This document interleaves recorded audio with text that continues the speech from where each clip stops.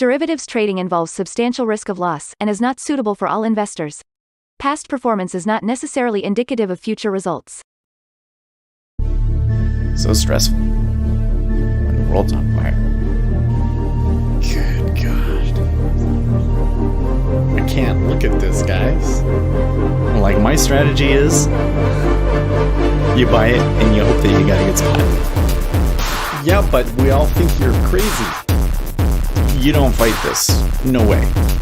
The markets are freaking out and you don't think that anything is wrong?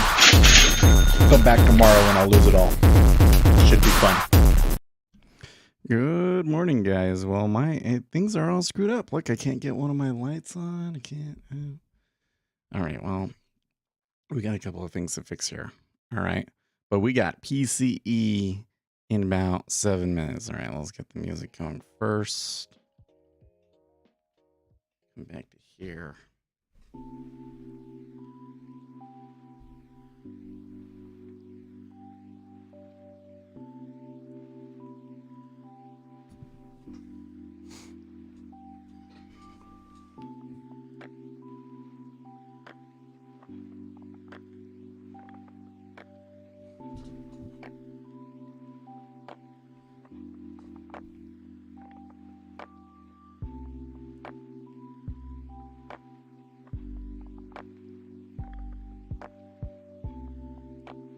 Okay. And come on, light. Why are neither of my lights shown?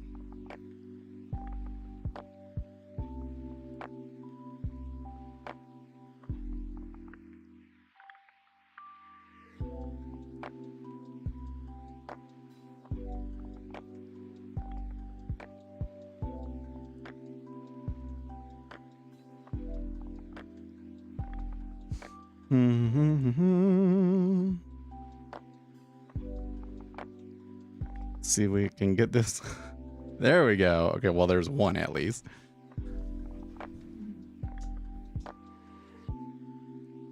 Ah.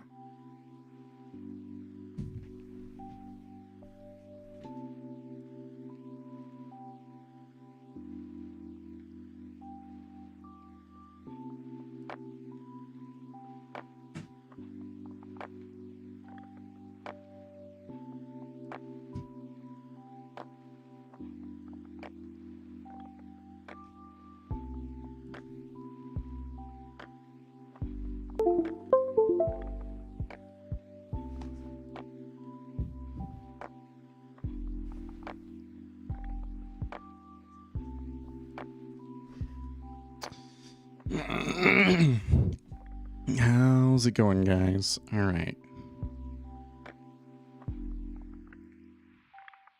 Come on. Well, all right, whatever. Oh, there it goes.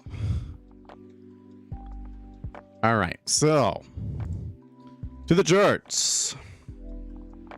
The treasuries had quite a rise yesterday, and I mean quite a rise, and they are giving up a significant portion of that overnight. So we were down at like 3.95, we're back to 4%. S&P 500 taking a huge dip after hours when Amazon earnings came out with like huge disappointment. They were down 20% at one point, which is just absolutely crazy. Oil moderating a little bit today, I guess. And the metals not so hot as we see yields rising again overnight. Bitcoin taking a little bit of the hurt too with the tech stocks, and the dollar mildly stronger. We've got here in 3 minutes. I'm so sorry about that. You don't need to hear that. Okay, in 3 minutes, we get the consumer sentiment or consumer spending, personal income, and core PCE price index month over month. So the expected number for US core PCE price index month over month is 0.5. So I am going to put alerts in there for that.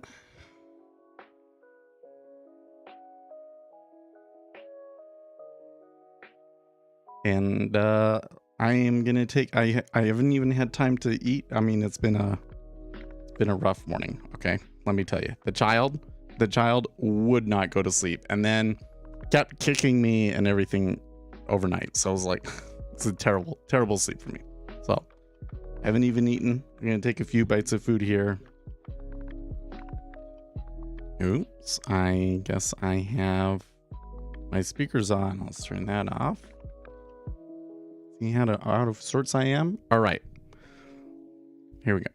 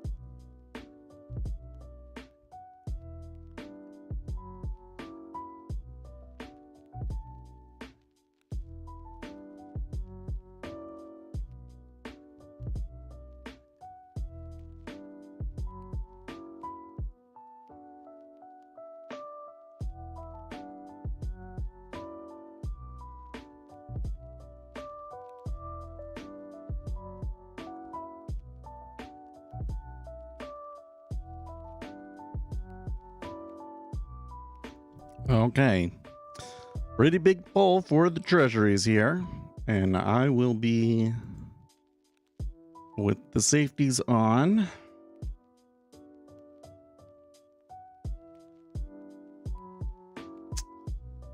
Here we go.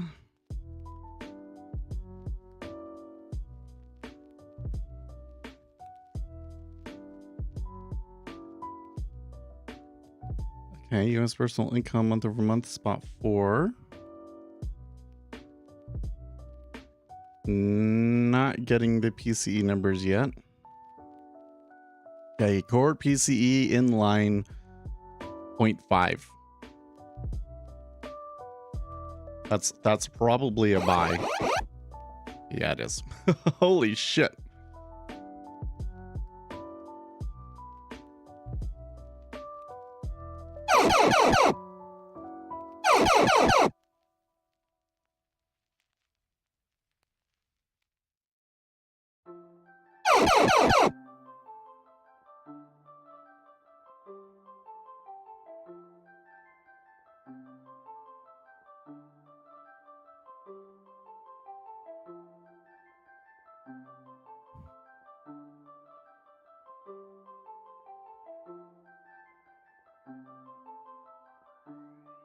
No liquidity out on these. I'll put a limit order at 4. Because why the hell not? There we go. Somebody hit it. All right. I could have hit that.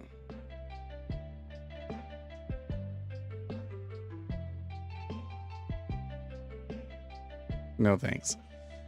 So this does put us in an interesting situation because we did, I mean, yesterday rates dropped really hard. We saw them come back quite a bit. I could see them pushing, rates declining even more today, but it may need to just moderate. 0.75 is 4% though, so these bids that they're giving us down here aren't actually very good, right? So I will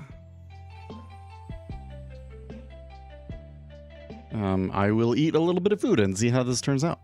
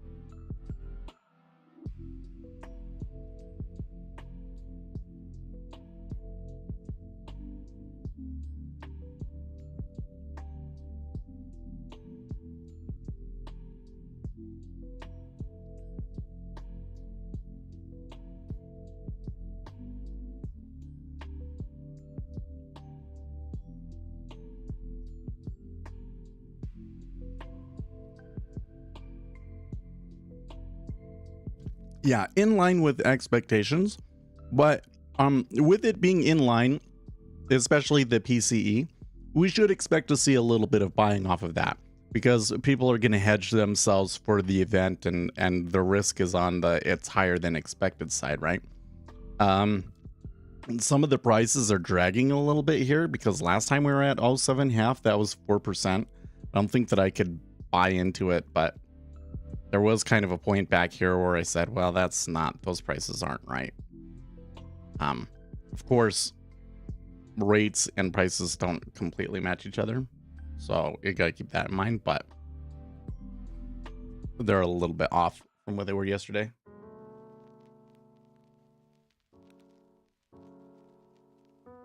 Seeing the whole complex slip around here. The question is still like, what does the Fed do with like the earnings being so bad yesterday? Because you got a really strong indications that we've had a deflationary impulse come through the economy, right?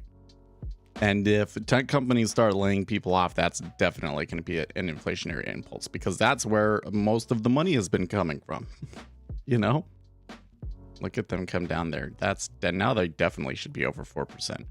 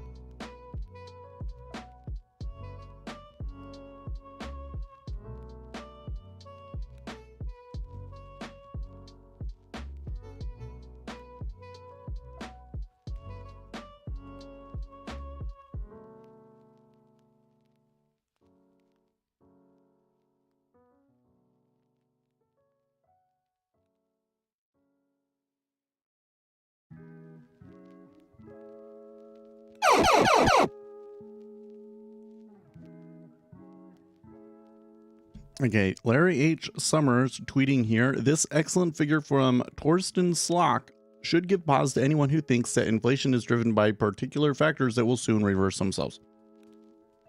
The most important transitory factor affecting today's PCE figure is the negative effect of the sharply rising dollar. In other words, if it wasn't for the dollar rising so high, inflation would be higher. that does kind of give you pause, doesn't it? Well, are they going to push lower here now? I do think that fundamentally speaking, that should have been like to the upside, but because it looks like there was a lot of positioning and stuff, of course you get the covering to the upside, and now the swing back the other way and fall through the hole. So this does not look to me like they're trading on the fundamentals or anything now. It is just short-term liquidity demands. So this could continue to be quite choppy.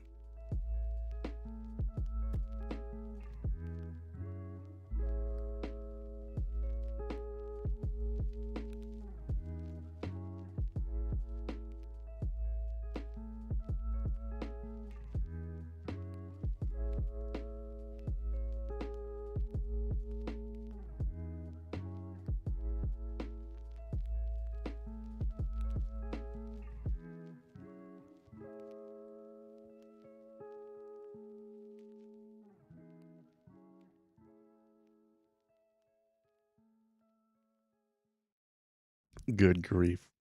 So Bank of Japan's Governor Kuroda says government's upcoming economic stimulus package can push down the inflation rate with the electricity, gas subsidies, and boost economic growth. Jimmy Oreo comments, it's nice to know that we learn from our mistakes. That man is effing hilarious sometimes, man. Jim, You are so fucking funny sometimes. Sometimes I'm like, what the hell is he thinking going on about that? But sometimes he is just straight up funny. Oh, I didn't notice that 30 minutes ago Elon Musk tweeted, "Let the good times roll." Oh man. We haven't even talked about Twitter. We're going to talk about Twitter. Don't worry. It's coming back. This is coming back. I don't know, man. I feel so conflicted. I mean, I assume this is like kind of more of just a positioning sort of a move and stuff. But we are definitely seeing some pretty hard selling here.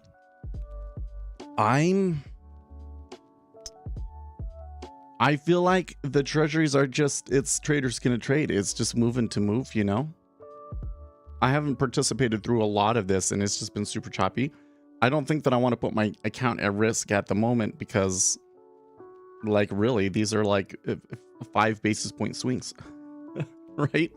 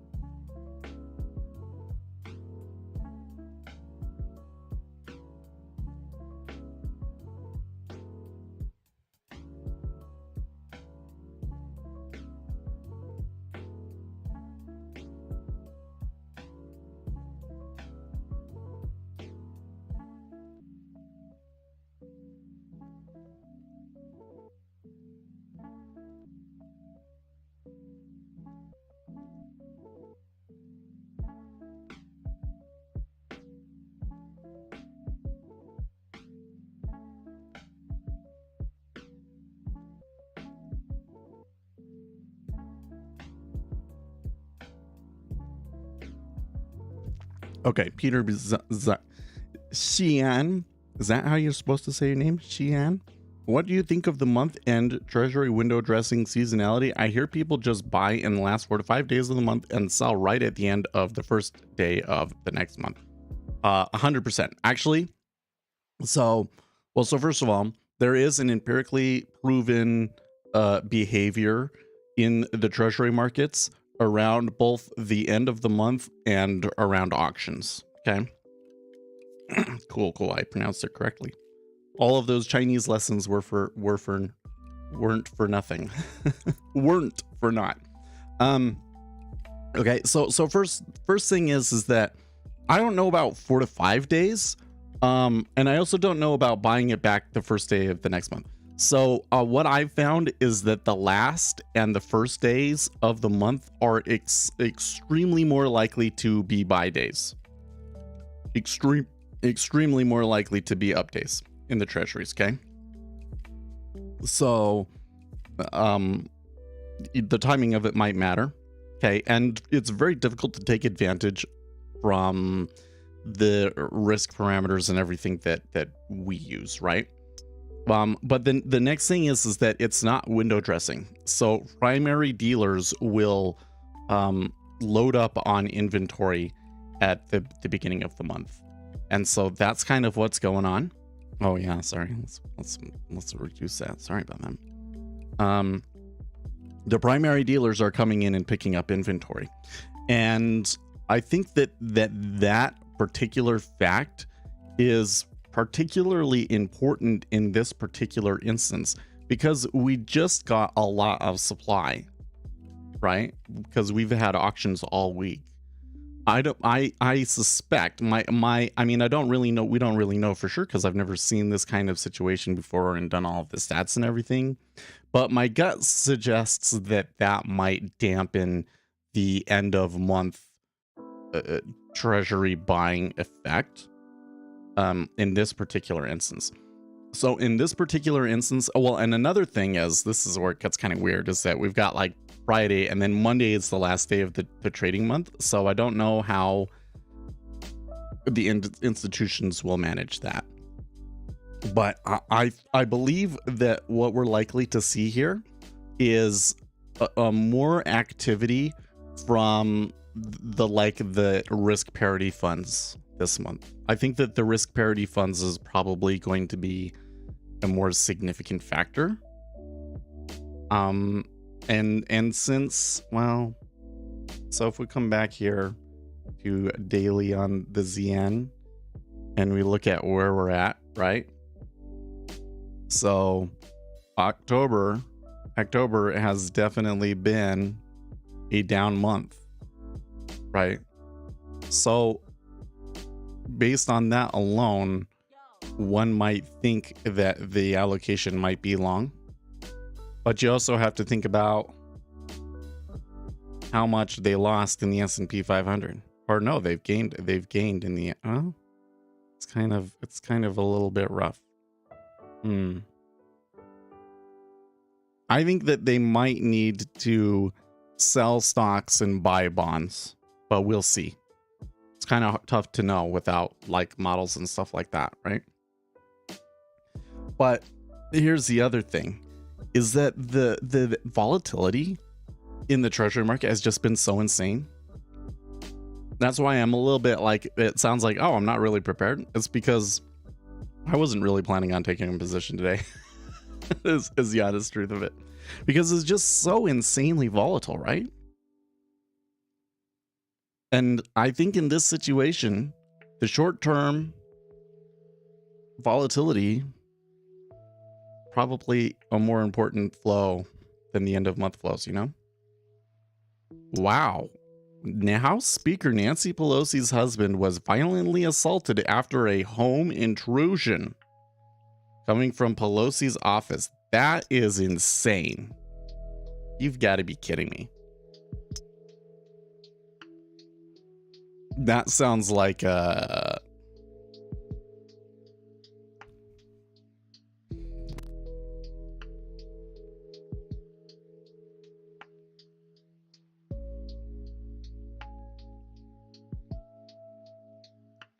I gotta be really careful when I speculate about these sorts of things, but I wonder if it's a political ideologue, some like politically motivated terrorism of sorts that could affect the election. Like the Democrats are looking for something like that to happen, right? But it may have just been a regular old break-in. So sounds like something that happens to regular people. Do people break into your house all the time, Uzi, and violently assault you? I strongly suspect that they were specifically breaking into Nancy's house. I could be wrong, but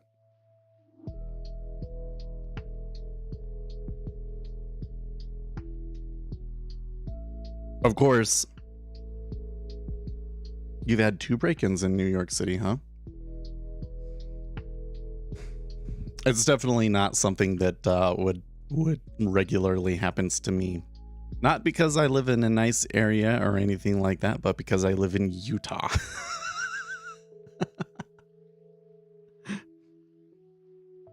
Yep.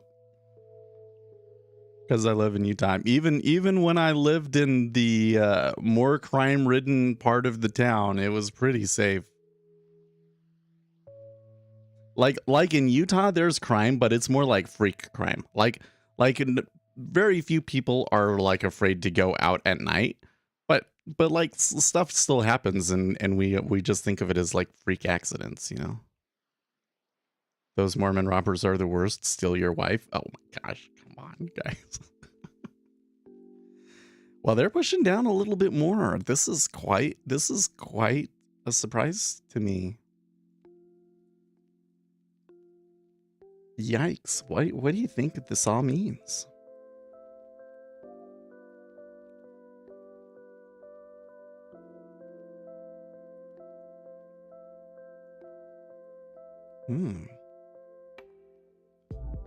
Well, that's interesting. Nassim Taleb retweets math type patterns that eventually fail but take a long time to, like some of the Borwean integrals. This, among others, is why a formal proof is required to label a mathematical idea true or false.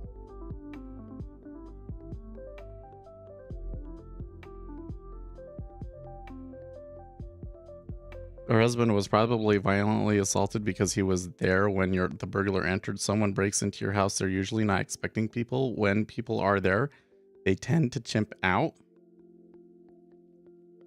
I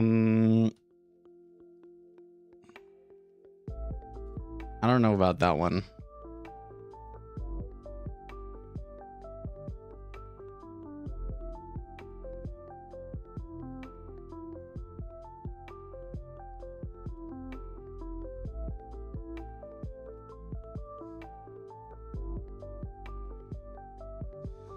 So this reminds me of this whole situation. You remember earlier there was this whole thing where Nancy Pelosi was said that her home had been vandalized, that they had like spray painted something on the garage, and the internet didn't believe her. Or I shouldn't say like the internet didn't believe her, but many people claimed that it was staged, and they're like, wow, that is like the most courteous vandalist ever, because he didn't vandalize the things that would actually be like difficult to repaint and fix and stuff. Right? It reminds me of that.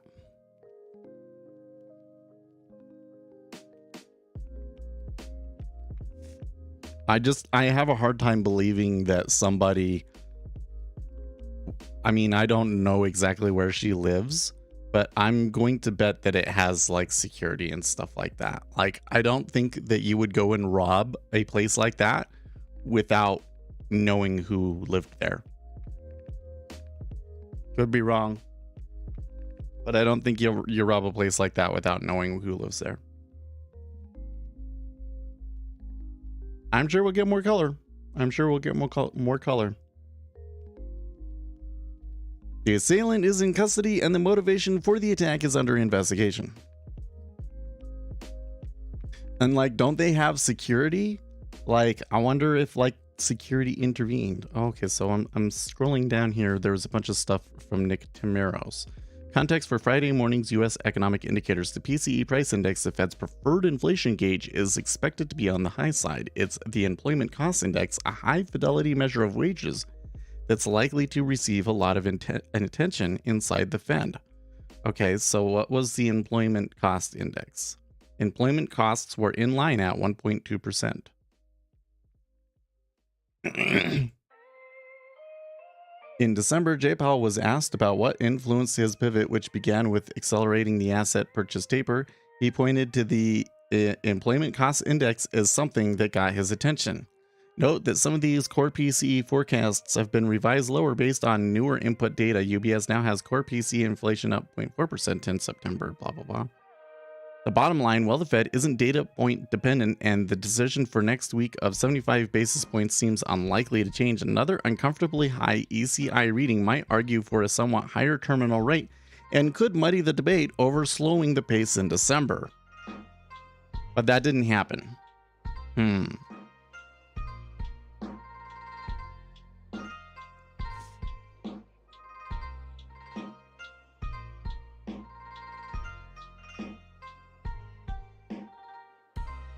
Brannigan Barrett says the Fed won't blink while the data is still supporting being hawkish. Once we begin to see the horrible non-farms payroll prints, then odds favor a panic pivot, but we're not there yet.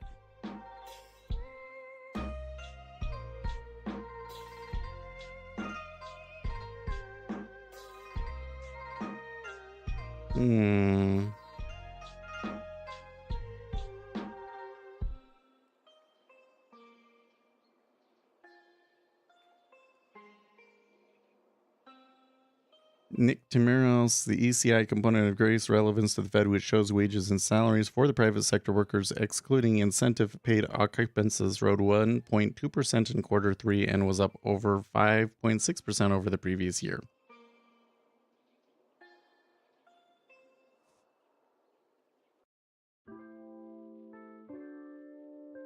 The exception, personal spending, surprised on the upside. Oh, okay. What was the consumer spending? Was spot 6 versus spot 4. Personal consumption, spot 3 versus spot 2. Oh, maybe that's why they're moving lower. Maybe it's not. Maybe it is like they read that and they saw the PCE numbers and all that, and then the smarter people that were smarter and more prepared than me today came in and said, spending was higher than expected. That's bad.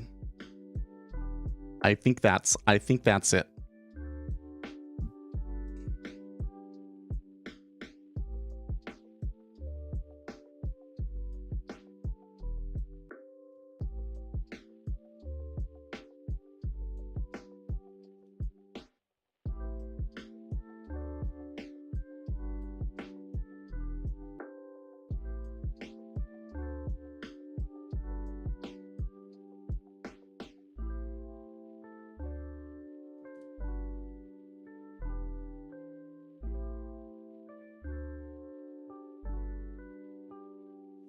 I really wonder when the space effect in the measurements really starts to play out on the yearly basis, because so far there are no signs it is easing.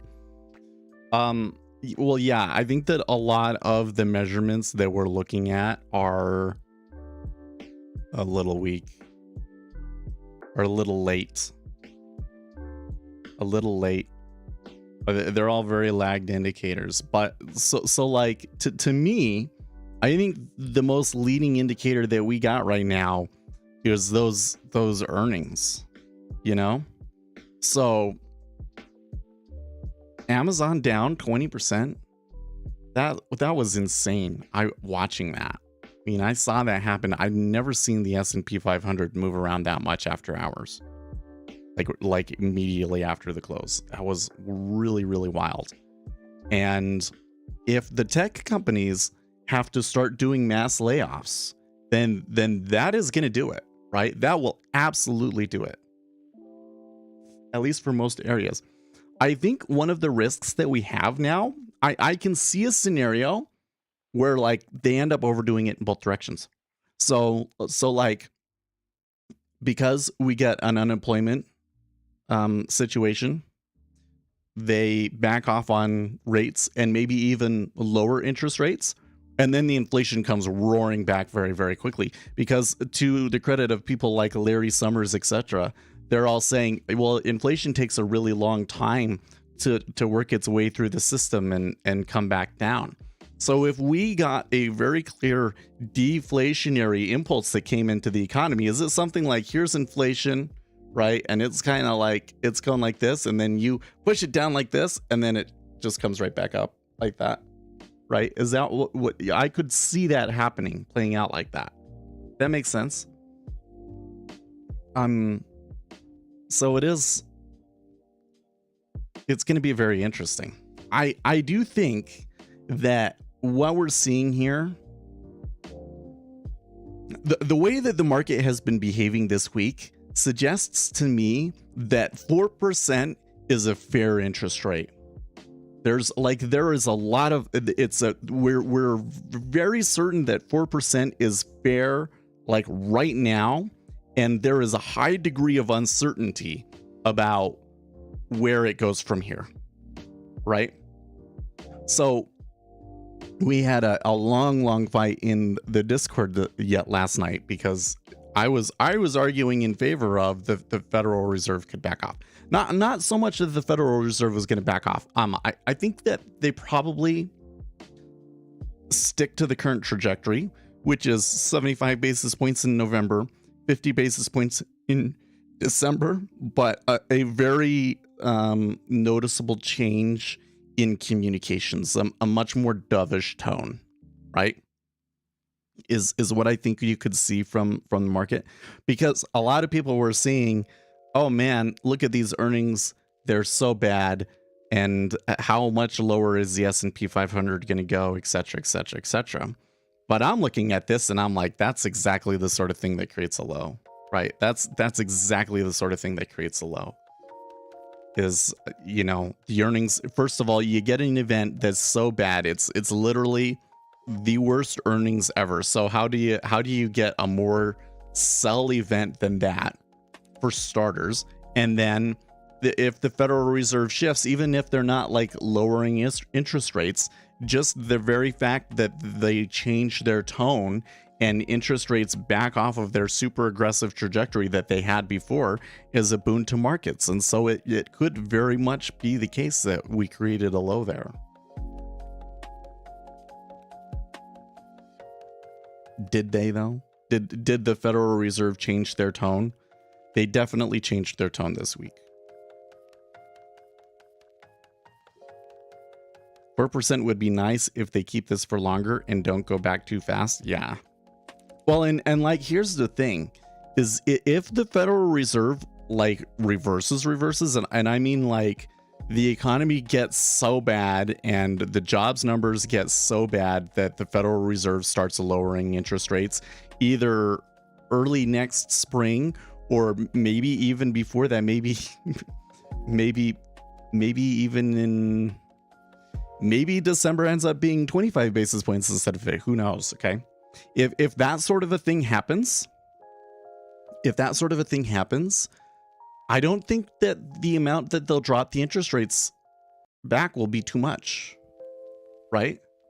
It'll be like we can go from 4% to 3.5%, and they'll call it a mid-cycle adjustment again, right? Good luck with your investments. Well, I am still, despite the terrible earnings and a high degree of uncertainty on the trajectory of bonds, I did put a little bit of money to work this week. Because what I see is flows going into the end of the year that look mostly positive and extremely terrible sentiment because of earnings. So that is a situation to tactically put in a little bit of money to work. Just been kind of averaging in the whole time.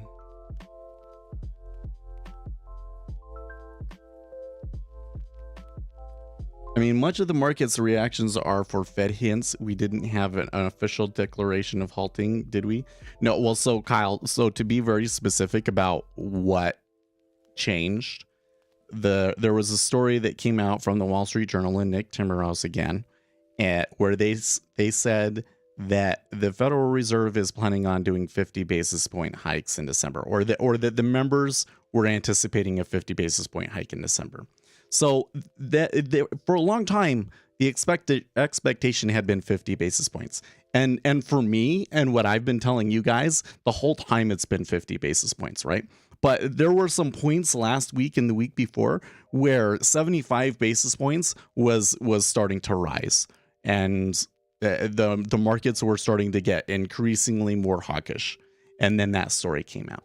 So I think that the Federal Reserve was kind of concerned about when the market was starting to go for 5, when the market was starting to say, oh, well, maybe 5%, then they were like, whoa, hold up, right? And then the other thing that they said is that this November meeting is going to be important because they're going to have the time to do a lot of discussion about what their strategy and plans should be going forward. So they could discuss about how, okay, so we do 50 basis points in December, and then here's how we manage it, and yada, yada, yada. And here's how we manage any kind of like liquidity concerns that we have, that sort of thing, right? So that was the shift, okay? So is that a shift? That's where it's like, well, from the perspective of like what they actually do to the federal funds rate, it's not too big of a change. At least it's not too big of a change from my expectations. But in terms of the messaging that they're putting out, it's a huge change, because everything that they've been putting out, every time that like a Federal Reserve member makes a significant statement that moves the markets, or every time that they kind of give a hint to the Wall Street Journal, it's been more hawkish, right? And this time it's moderating and it's dovish. So you kind of get this interesting situation now where, because before, remember at the beginning of all of this, it was the Federal Reserve's being hawkish and the market doesn't believe them. The market's not getting hawkish. And then eventually the market realizes, oh, okay, like interest rates are rising and inflation is a big deal. And the market all got on in line and started being hawkish, right? And that's been the situation for a while now, right? So now we've got a shift where the market was being super, super hawkish and the Federal Reserve at the very least changed their tone to be dovish. So they're still raising rates, but their tone is all of a sudden dovish. That's a shift. And it's quite a nuanced one and a difficult one for us to sort out. And I think that's why we're seeing so much volatility here. I mean, come on. We come back to the charts and we look at daily volatility in ZN. It's been pretty volatile all December, but this week in particular has been a little crazy. And you can't see it just from the daily range either, because some of these days were like news driven moves and like trend days and stuff like that. And that's why you ended up getting like such an insane, range, right?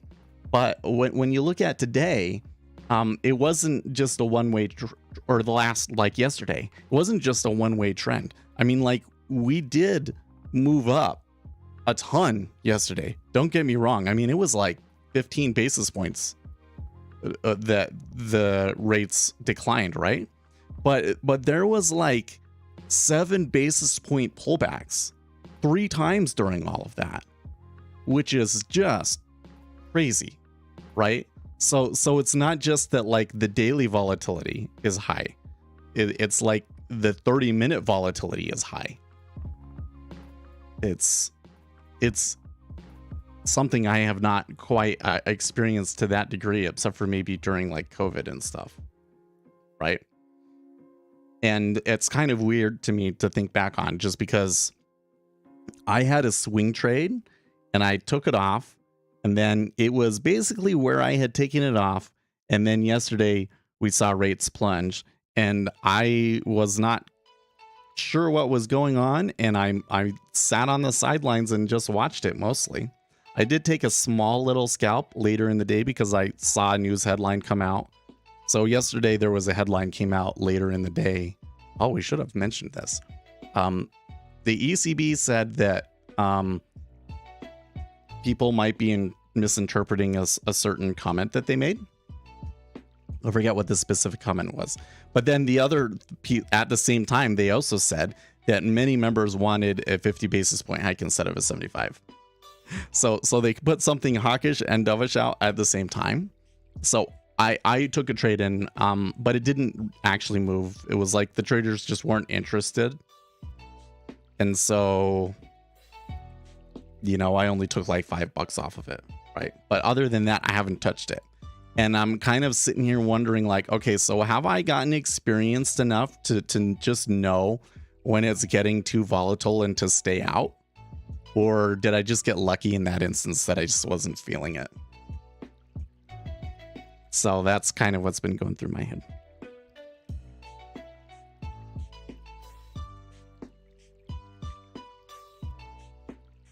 Yeah, the Fed is slowly preparing the markets for a lower pace of hikes or pauses. That's all it is. I think so. Because I mean, the market has this really good case that the metrics that the Federal Reserve is looking at, that they really need to, that they're really trying to control, is super lagged. Like the data that we're getting is lagged, like the results are lagged, and then the effect is lagged too. So it kind of turns into like you couldn't actually know that we really had peak inflation until it's been like 7 months after the fact, right? Because what happened before was we thought that inflation was under control, and then 6 months went by and we found out that it wasn't, right?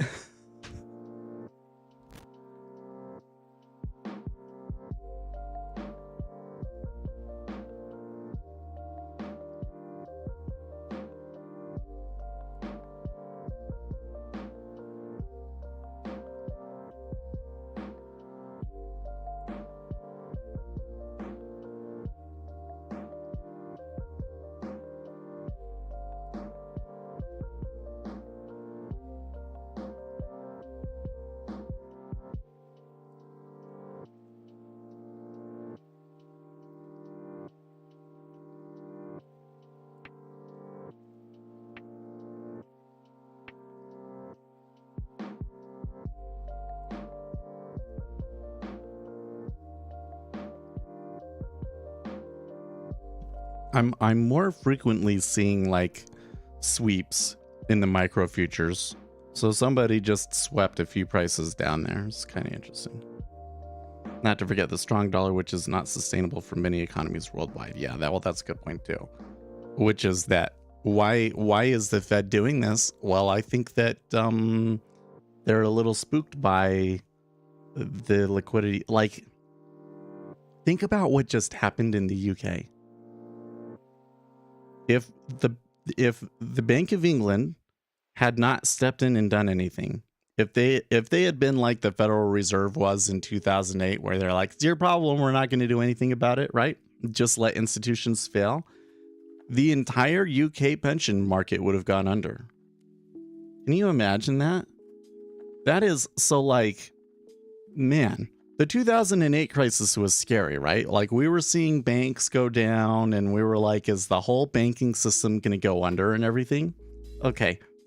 But can you imagine an entire generation's retirement just going poof? Like it's not like, oh yeah, you had a 20% decline and maybe you're going to have to wait a few years to retire. No, it's straight up gone.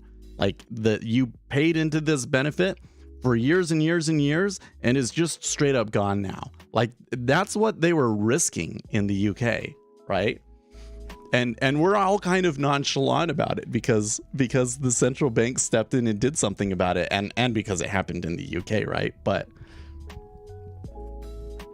like, well, that happened to plenty. I don't think that anybody lost everything in their 401k though, right?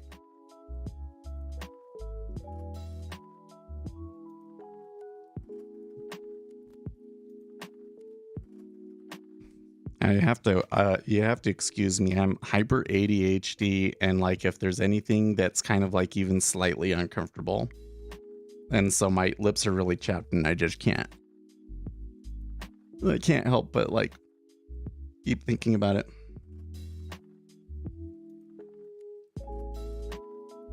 No, I don't think that. So,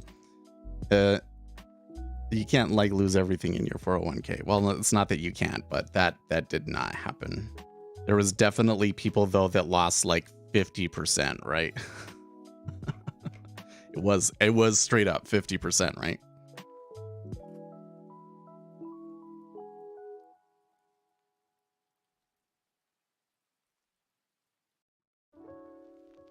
Yeah, 50% is enough to screw you over in retirement, that's for sure. You're totally right. You're totally right. Man. Well, this is why, guys, a word of advice for you, okay?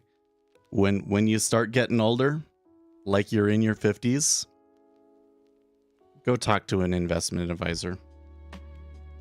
I think that you should speak to an investment advisor once you're getting that close, right?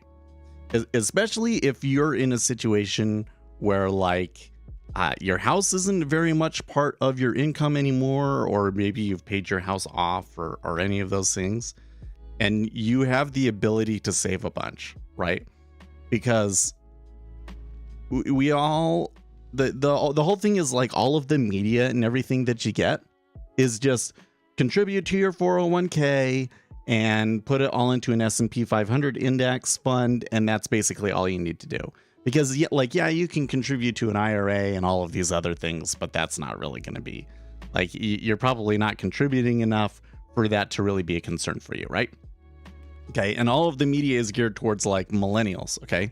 But I'm telling you, once you get into your 50s, there are a lot of things that you can do, right? There are catch-up contributions, for instance. You can contribute more.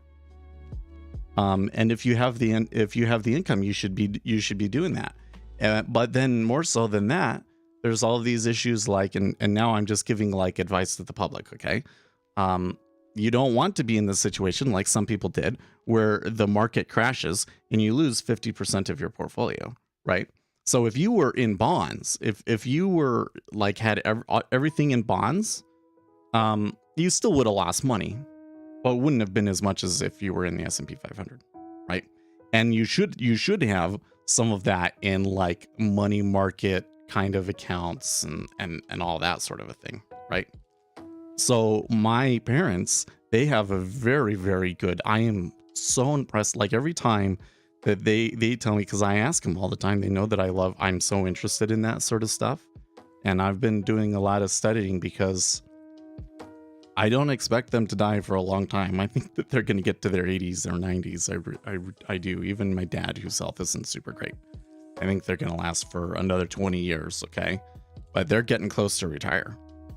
And I look at it as like it's, well, you're going to inherit some money. I don't think of it as like you're going to inherit some money. I think of it as like that's God's money and you just have stewardship of it. That's the way that I was taught. And so I need to know what's going on, right? So that I can be an effective steward of it. And my primary objectives with that should be, first, kids education, right? Kids education. And then second, creating as much economic prosperity with it as you can, right? Invest it well, in other words, right? But so I keep track of that, and every time that their investment manager makes a change, a decision, I'm always like so incredibly impressed with it. Like the way that they go about it and everything is just, and they are able to call changes in the markets and adjust accordingly so well. It's just amazing. Okay. And so they basically had all of their stuff moved into safe investments. And I mean like safe investments and like annuities and stuff like that long before this all fell apart. I wouldn't say long before, but like a couple of months before everything kind of fell apart. So they didn't lose 20%. They were hardly impacted at all because they had a good investment advisor, right? So, yeah, when you get close to that point, you really should get an investment advisor, because the last thing you need is to come to the end and then lose 50%, right?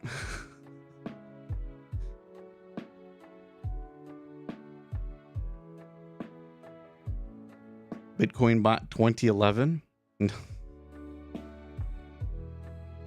You know what? I have been watching the Bitcoin thing from the very beginning. And the problem is that I did not really know enough about the actual functioning of the markets when Bitcoin first started to really take advantage of it. If I had gotten involved in Bitcoin early and started trading it, I think that I would have taken big hits and made losses and made bad decisions along the way. And I wouldn't have learned all of the other things that I know that are so valuable. So I'm glad in the long run, I think that I am better off for having not like gotten seriously invested into Bitcoin the whole time. I thought when the Mt. Gox crash happened, I really thought that was going to be the end of it. Like I thought, oh yeah, it'll keep trading and all of this. But when it started rising back up in 2016, I was like, yeah, you don't want to get involved in this, guys. It's already dead, right? So it's kind of weird to think back on. But there's always opportunity. I don't know. Now it's like, oh, you could make a ton of money on the next rise, because you made good money off of it from 2016 to 2020. I didn't make money off of it in 2020, 21, but you know, we could get back in. But I just don't want to. I just don't want to be involved in it. Wait for 3,300. Do you think that Bitcoin's going to take another? You in Seattle? No, I'm in Utah. I still have the garlic. I haven't checked on that in a while. You want to check how garlic is doing? It's probably still right back towards 1 cent. I tell you what. You come and watch this. Like, yeah, log in.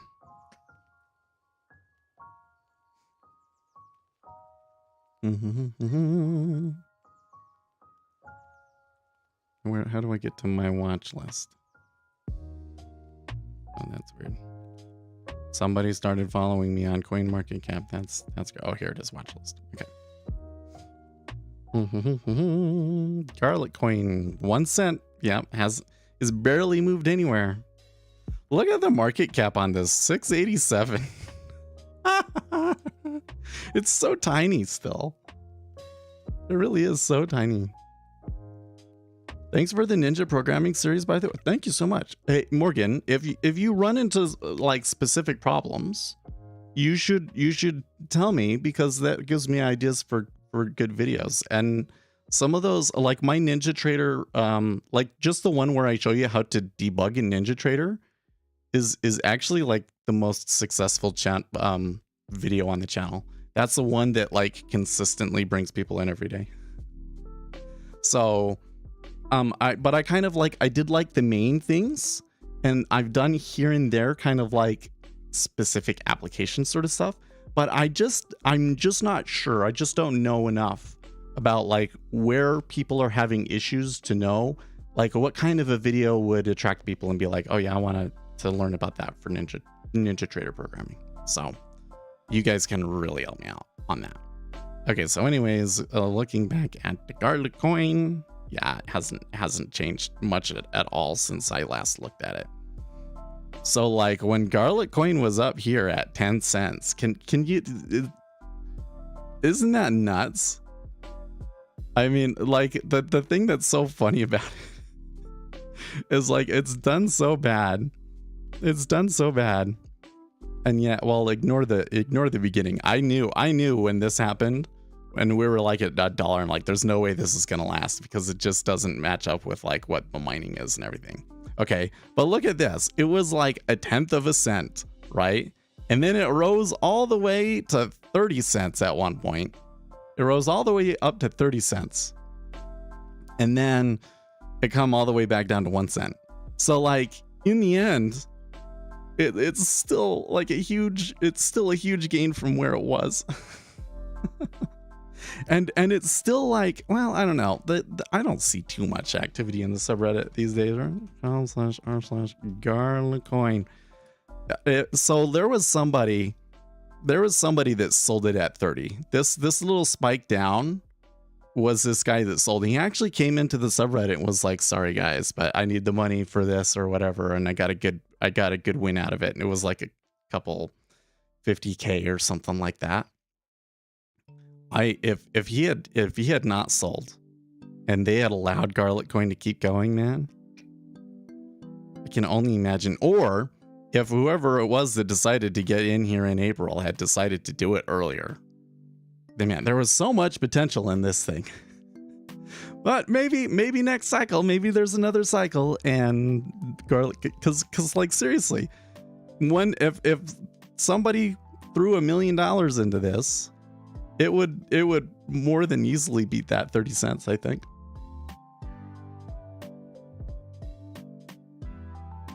I will suggest garlic coin in my crypto company. Maybe they'll buy. But it's been pretty dead this year, hasn't it? There was this little period during the summer, but then it's come back down and it's just kind of chopped around 1 cent for a long time now. What would you say are the biggest problems you face programming your setups? Meaning, were there any discrepancies between what you programmed and what you wanted it to do? So that definitely occurs. Oh, by the way, while I'm thinking about it, I haven't turned on this robot that I've been testing. Oh, he's not on the chart anymore. Okay, that's okay. I can add him. Order flow, autocorrelated flow, Sim 101 enabled. Okay.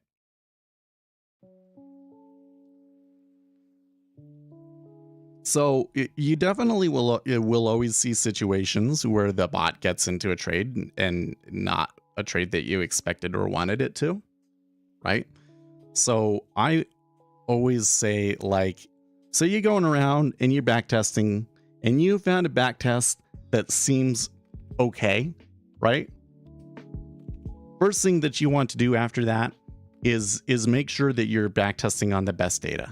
So like, for instance, if I have a stop or a target that is like, I'm only taking 4 ticks, and then I have a profit or a loss that's significantly larger than 4 ticks, then I know that that was probably due to the granularity of the data series that I was using, right? Like I'm using 1 minute bars, and in 1 minute, it moved so far in 1 minute that the robot can't actually take the price that it would have taken in between the bar.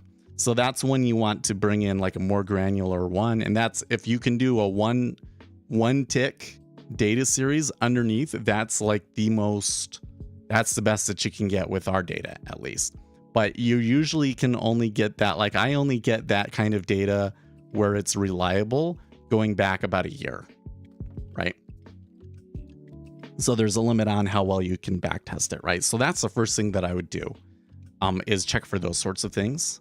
And then the next thing that I would start doing is I would start running it.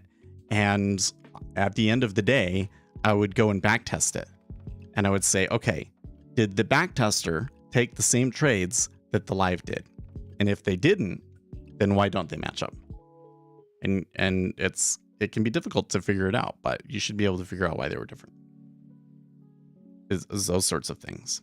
And then that will get you into, okay, now you're looking at all these individual trades. Is it actually doing what you expect? So you have to test it. So I have video about all this stuff, right? I have a 4-part video series about developing your own strategy. And throughout those 4 videos, but especially on the video about the testing, I talk about all these problems. I want to program, but I don't have the time to learn it.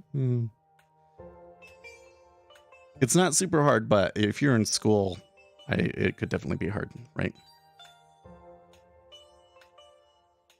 The language is an abstract mechanism of learning. I have to say, like, programming a strategy is hard. Like learning how to program and like getting a strategy up and a basic strategy up and working, super, super easy. But getting a strategy that like actually works and is worth trading, crazy hard. And it's funny that as of late, people have kind of pushed automated trading, especially like these gurus and people trying to sell stuff, because they're really like a robot really does provide a really good opportunity to like to sell things to people. I guess I would never buy a robot, but I digress. That it brings in people, and it just they market it as it being so easy, and it's just exactly the opposite. It is so infinitely more easy to just come in and be an informed participant in the market and read the news and trade it discretionary than it is to do algo trading. It's so much harder to do algo trading. The market is so much more statistically efficient than it is informationally efficient.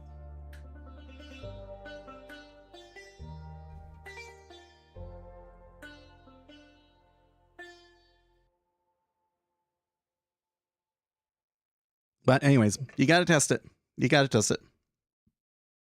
The most difficult part for me is to find the right combination of parameters. Well, but like that's the whole thing. Is like if you the reason that you get stuck in that kind of situation, right, is you say, okay, here are a bunch of things that I have noticed I've put on my charts and seem to work really well. So I'm gonna put the bunch of these things on my chart, and I have a bunch of heuristics about how I want to trade it. And so I come in, and then there are some parameters about it, like which period should I use and all these sorts of things, right? And so what are the correct parameters to use, right? In my experience, if the first set of parameters that you put into it don't work okay, then going in and trying to optimize it to find the correct parameters will always result in an overfit algorithm that it just doesn't get you anywhere. I need to see something that it's like at least break even. I come in and it's like it's close to break even, and then I can say, okay, maybe it's worth working on this a little bit and trying to figure out a couple of nuances about it, and we can improve the strategy a little bit, right? But if I come into it and it's like it's a slight loser, I've never had one of those where I worked on it and it really improved.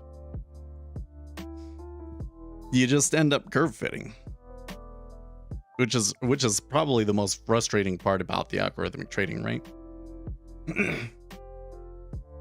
Although what's something that I have had some success with, and I think that people, if you're doing algorithmic trading, you should put more time into, is periodic forward testing.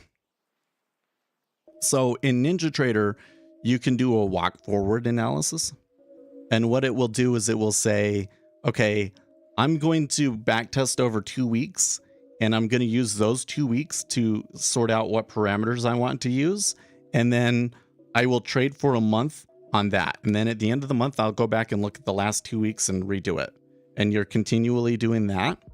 And I've had one indicator in particular using Euler's market cycles where that was a reasonably profitable strategy, because it was just constantly adjusting it over time, and it worked really well. So doing walk forward analysis is really what I think a lot of people are looking for, is like, I need to adjust to the market, right? So you're just constantly sorting out the parameter that works best in that market, and you're doing it in a way you're going over the past data, and then you're going forward a month, and then you go past data, and you go forward a month. So you're doing something that will get rid of that hindsight bias, essentially. So if you do a walk forward analysis on it, and then it's profitable, that's much, much more likely to translate to live. And I did find one with market cycles, like a cyclical indicator of sorts, that was very effective. I shouldn't say very effective. I think it's about as good of an edge as you're ever going to get, technical analysis speaking, but it wasn't worth it for me to trade it. Maybe if you were in HFT, maybe it would be.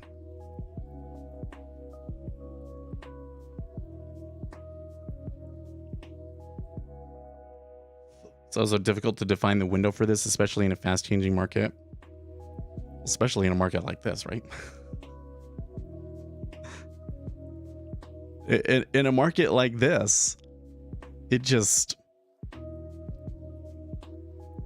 all over the place. It just destroys strategies, doesn't it?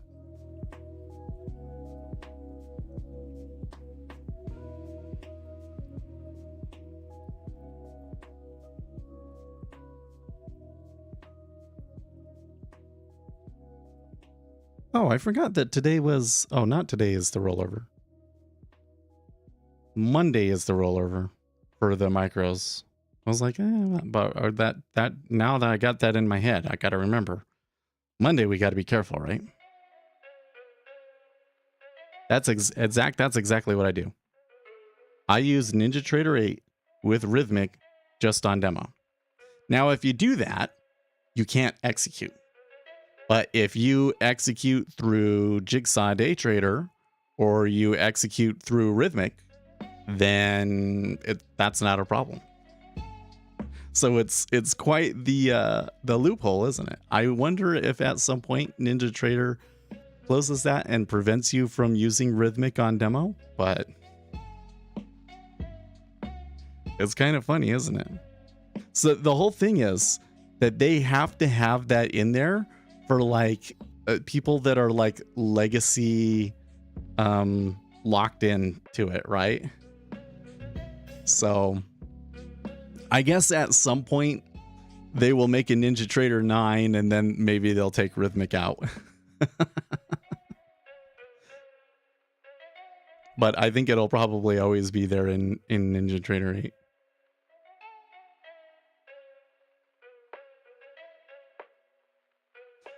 Isn't this expiring, this demo? No, it does not. The free version of NinjaTrader works forever. there's limited 2-week data, but your actual license doesn't disappear. You just can't execute with it.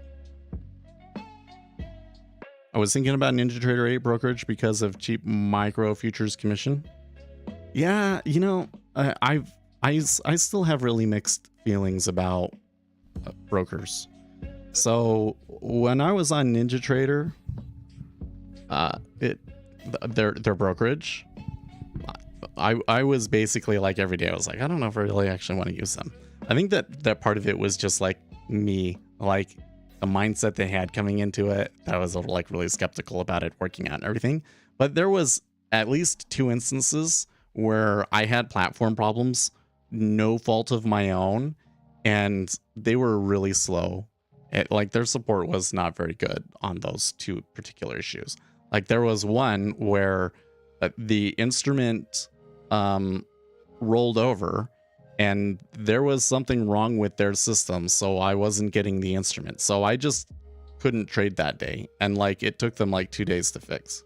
Right? That was one that kind of messed me up. I think there was one situation where I might have lost money on one too, but I forget. Anyways, and I kind of felt like the same way with AMP futures, where I was like constantly on AMP futures. I was like, I don't know, like if I should really be like, maybe I should switch and see, right? Okay, so I had problems with them basically, right? Then I moved over to EdgeClear, and the thing with EdgeClear is that I've never needed them. Nothing's happened where I needed them, except for when I was doing the initial setup. And on the initial setup, they were great. Okay, on the initial setup, there was a couple of problems because I don't think that they had many people trading micro contracts, micro treasuries, that is. But I've already fixed all those issues. So if you went over to EdgeClear, you wouldn't have those problems. I've also just had a better relationship with EdgeClear. Like I'll talk to brokers all the time. Like we had a sponsored video by the Iron Beam guys, which at first I was kind of like, well, I don't know if this is actually very good. Like I hope that they get their money's. I think they got their money's worth on it. Now looking at how the video was done over time, didn't do super great at the beginning, but over time it's done really, really well. But you know, they're kind of sparse. Whereas the EdgeClear guys would just constantly follow up with me and check in. And when we talk, like I get good information from them and they learn things. It's just a good relationship all around with EdgeClear. So I have to admit, I really like them, like personally. So I'm probably a little bit biased, right? But what I was getting at was I've never had any problems. And then like my own trading since I've been on EdgeClear has been different somehow. I think that I was kind of getting into that place before all of that anyways. So I just had so many situations where it's like I would do pretty well for the most part, but then there would be this one trend day or one really volatile day where I would just take a lot of big losers. And lately it's been like, okay, I lost $50, I stop. And then the number of days where I've made $50 far outweigh those. Like I've had like 2 days where I lost $50 and I've had like 6 days where I made $50, right?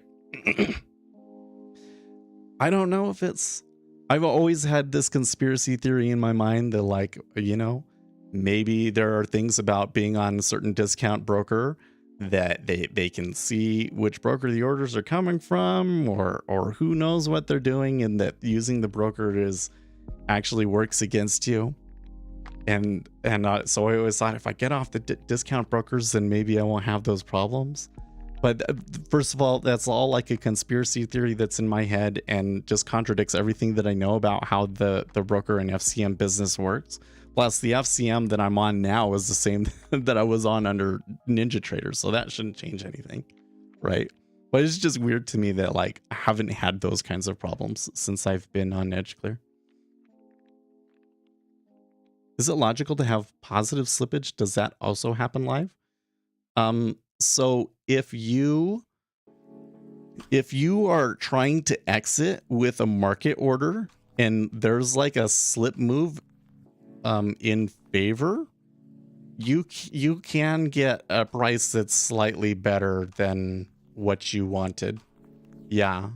So for instance, I'm sitting here, I want to buy 08 half, right?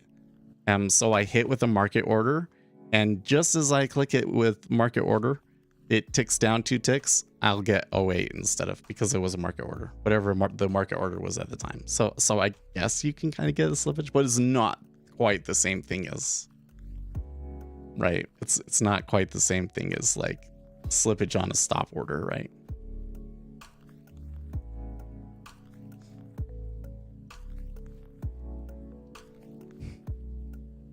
Every time that somebody brings up something like that about slippage, I just get flashbacks to the time where I had a 10-point slip on the S&P 500. I think that was pre-COVID, but man, that was just I'm still bitter about it. On a stop order? I mean, so you could have like a stop enter, and I mean, it wouldn't make a stop order on your well, I guess maybe even on your exit. So let's say you're long from here, coming up, it comes back, it trades 09, you hit. It could happen. It could happen.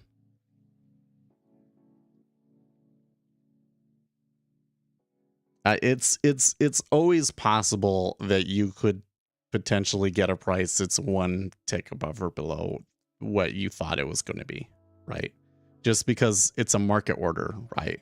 So it could get triggered at 08, and then like what if, for instance, what if, for instance, there was only 1 bid at 07 half and somebody hits it, and then your stop goes through, and you're using like a synthetic stop, not an exchange side stop, then you're going to hit in with a market order. And before you do that, somebody else is faster and puts a big bid at 07 half. And I don't know if it's actually, I don't know. The kind of scenario that you're talking about, I think is theoretically possible, but it's not very likely. Right? But the original scenario that I was talking about, it absolutely happens all the time to me, where I'll be sitting here and I'll be like, okay, I want to buy 981. So I'll hit in with a market order at 981. And then just before I do that, somebody else had bought or had sold all the way down. And so I actually end up getting like 978 instead. That happens to me all the time when I'm clicking in with market orders. Oh yeah, okay. I accidentally clicked there, but I was like, oh yeah, okay, my account is not enabled, so would have been okay. Yeah. When I'm clicking with market orders, that's all the time where I get a slightly better price than I expected. But on a stop order, just because of the way that you tend to use a stop order, it's unlikely to ever work that way. It's unlikely to ever happen. Well, the treasuries had a pretty ugly downside. They recovered all of the downside, were essentially unchanged from before the news. But we do have significant news coming at the top of the hour, because we've got the University of Michigan consumer sentiment numbers. So that may be why the market is kind of, chilling out here as we, because actually it's biding its time.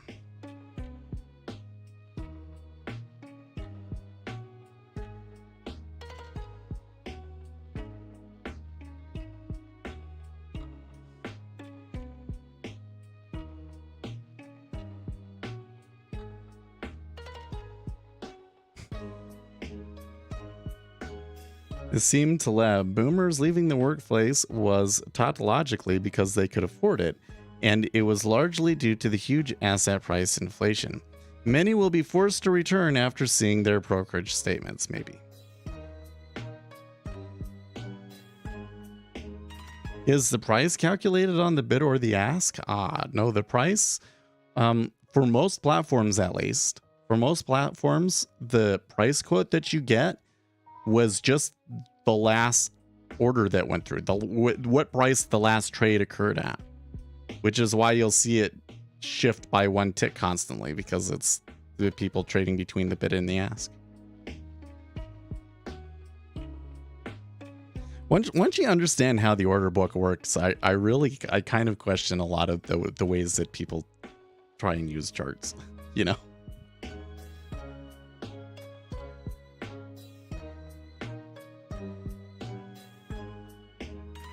Like if you're trading here on an especially thick instrument, you're going to go over and you're going to look at this and you're going to be like, oh, okay.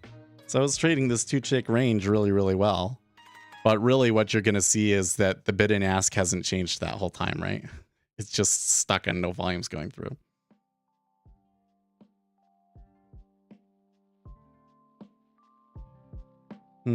Scientists at Princeton University have reconstructed this 3D model of how Adam, the first human being created by God, might have looked. So it's Vin Diesel? I don't... What? Is this a joke? I just saw this come up on my Twitter feed.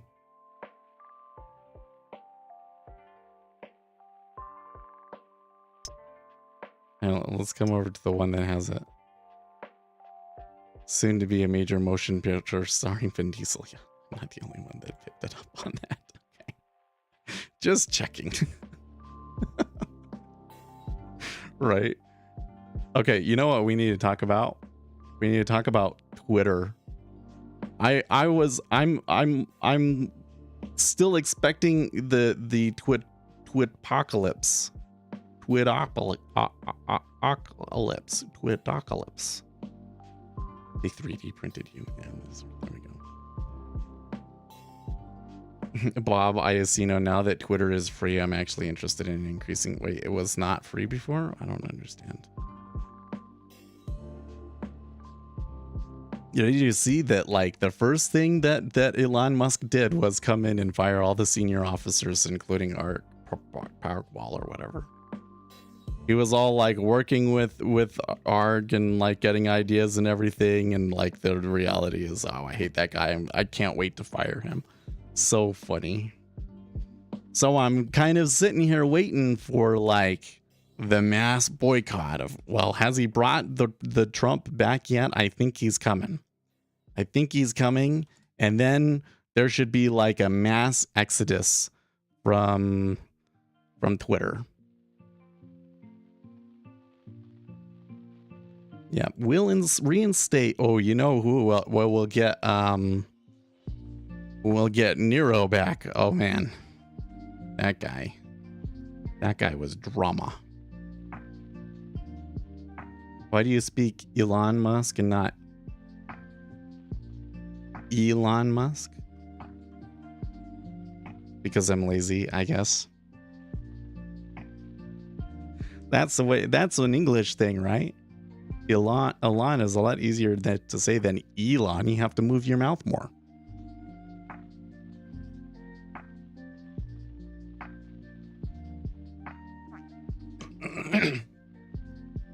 When you really get into these sort of nuances around the differences between languages and accents and everything, what you'll find is that the most characteristic thing about English is that it's a lazy language. Like when you speak Spanish, you want your tongue all the way up here at the front of your mouth. You know what I'm saying? Whereas in English, it's down at the bottom. Why? Because we're lazy. It's hard to keep your tongue all the way up here. It is hard to keep your tongue up here all the way, all the time. Right? Whereas in English, it's back. It's because we're lazy. And then in English, we turn all of these sounds like E's and A's and we just turn them into because those are we're too lazy. We get is enough. Oh, you got a link for me. Oops.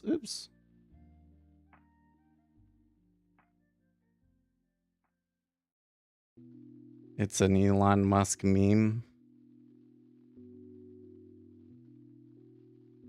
fine. I'll click it. I'll click it.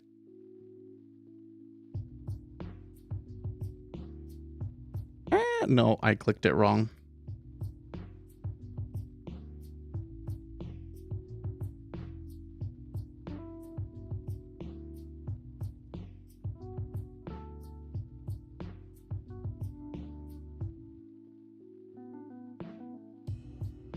Elon Musk.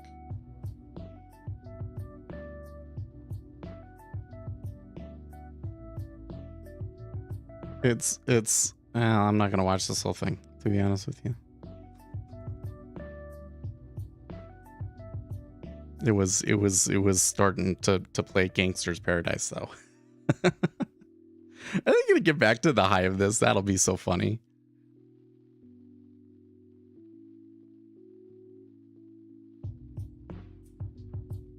Yeah. The way that he spoke it was different.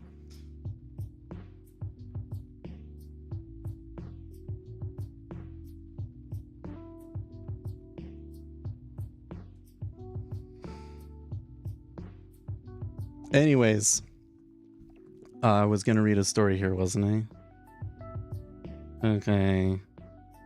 Blah blah blah blah blah.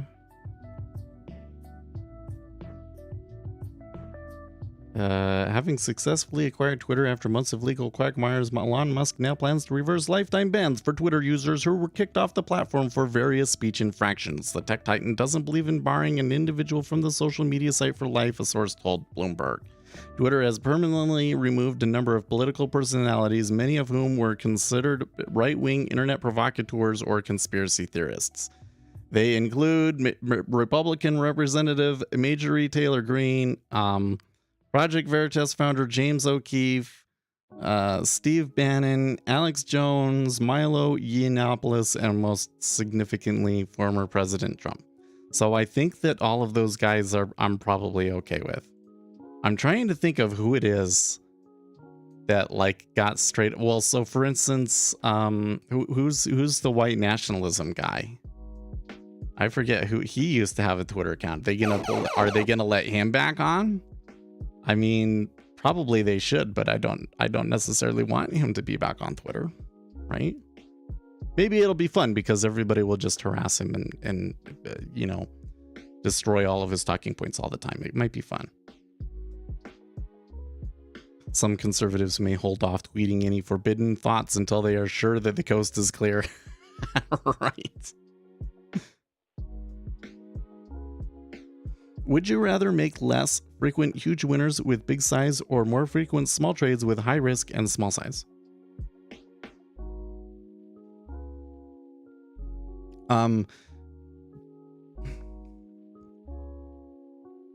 Excuse me.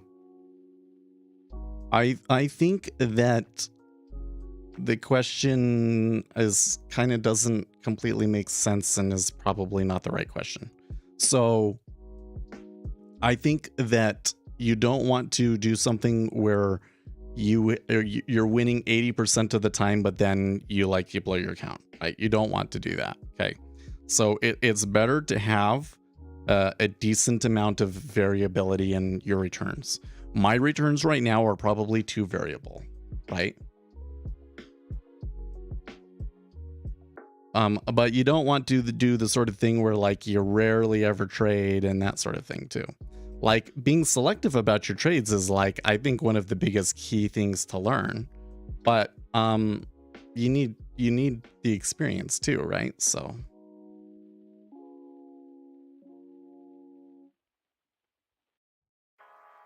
but I see a lot of people that are coming in and they want to take like 20 trades a day, like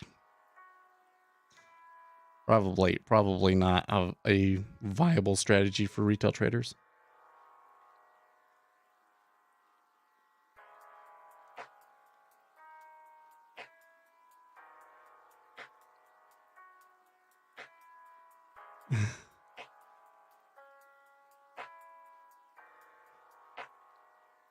I haven't seen too much yet about Twitter having changed, but it's kind of weird to think about. Like really think about what's just happened here. Okay, Twitter has changed hands, and they're going to make significant changes at Twitter. And meanwhile, Facebook is falling apart. Like, Facebook is down like $700 billion in market cap this year. Like, we are at the beginning of a new era. We're either at the beginning of a new age of internet freedom and hope, or we're at the beginning of what is going to be a beautiful disaster. Because I don't think it could go, it's going to go either one way or the other. This is either going to be a complete dumpster fire, or it's going to be great. I kind of hope it's going to be great, because I kind of feel like that since 2000 and since 2010, 2012 or so, that we've been living in some sort of cyberpunk dystopian future. Like, just far too often where I'm sitting here like, well, that's true. Why won't they let people say that?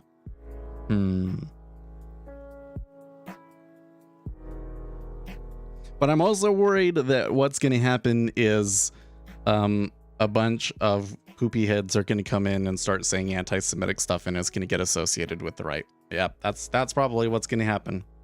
So they're going to say anti-Semitic things. Let's come to Reddit and see here if there's any.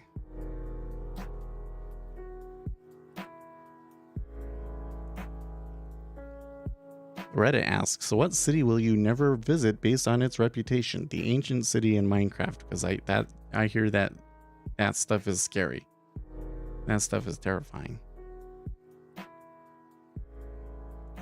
No, I'm not seeing too much. Still got about 3 minutes. Should we go through the numbers here a little bit? So the headline number, sentiment final, we're looking for a reading of 59.6. But the one that's going to really matter for us, 1 year inflation final, we're expecting 5.1%, and 5-year inflation final, 2.9%. Those inflation numbers, those inflation expectation numbers are a big deal. Like, if this came in and like the 1 year inflation and the 5-year inflation were both up 1%, that would just kill this market. Okay. There's probably, we underestimate, or probably people are not fully aware of how big of a deal that particular piece of news could be, right? So let's we'll see if the liquidity pulls. I would think that they should pull pretty hard for this, so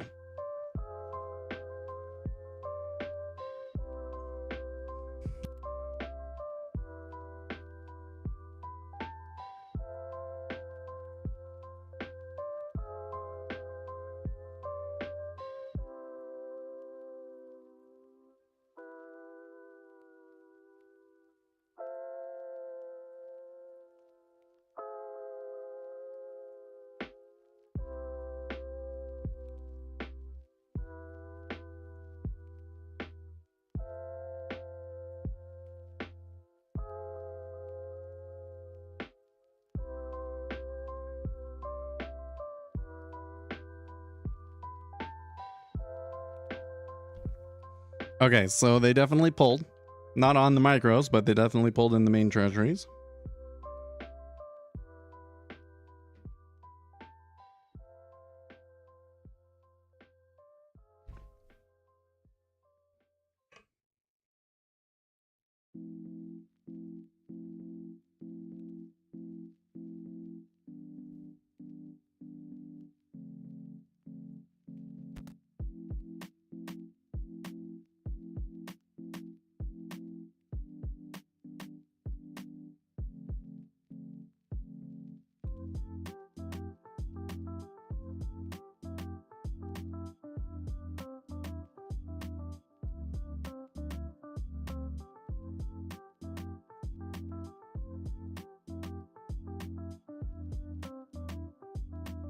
Okay, so the headline number was slightly above expectation, 59.9 versus expected 59.6.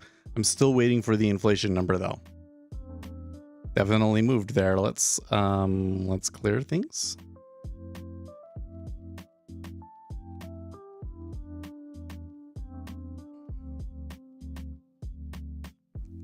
Still waiting.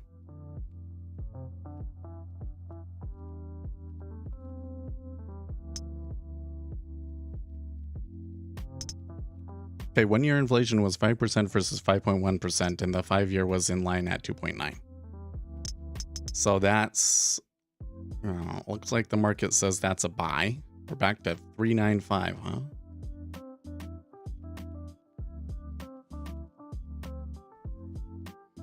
Can you believe this day? Been all over the place today. Well, I think that is you sell the micros on that. But us being at 3.95 already has me a little bit okay, so we're talking about University of Michigan inflation expectations, 1 year final expectation 5.1%, actual 5%, so lower than expected, and the 5-year inflation expectations final in line with expectations at 2.9%.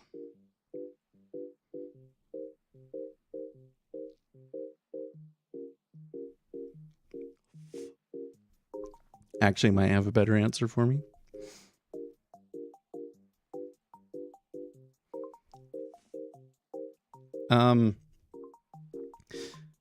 Yeah, so because I slept, so I'm sitting here and I'm like, well, I could probably justify taking a trade here and trying to pick a side of this, right? Although I do think that it is up, and I'm a little skeptical about how much more upside we could actually get. I mean, like, look at it coming back down here, for instance. And couple that with the fact that I did not sleep very well last night. Like, I got less than 6 hours of sleep for sure, right? It's probably best that I not take a trade here. So let's just kind of keep an eye on it. If it really needs to be screaming something like obvious for me to want to take a trade. Now, it could still happen. We could still have news headlines. We could still see central banks come in and say something. I'm still kind of half expecting Nick Timmerose to post a story saying that, like, maybe actually we'll only do 50 basis points in November. I've been refreshing Nick Timmerose's Twitter page a lot lately. Let's put it that way. Okay.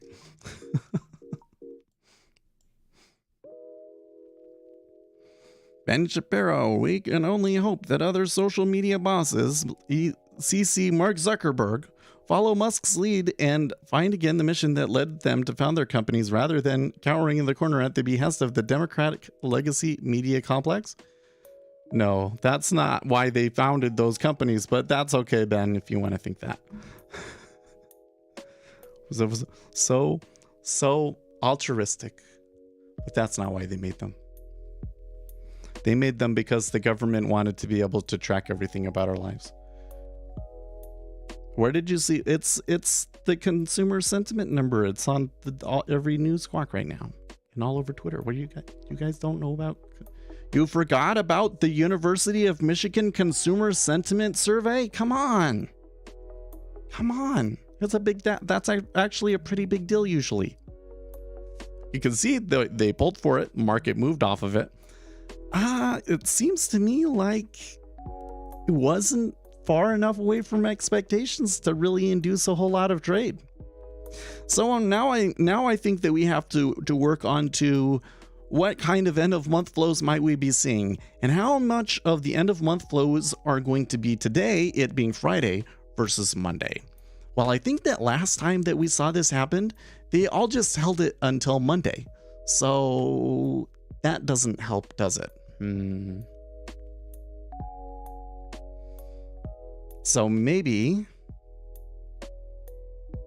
the answer is to just stay pat here, because the amount of volatility we've had this session kind of makes this a little bit dangerous to take a trade here in a situation where we're not entirely sure which way it's going to go.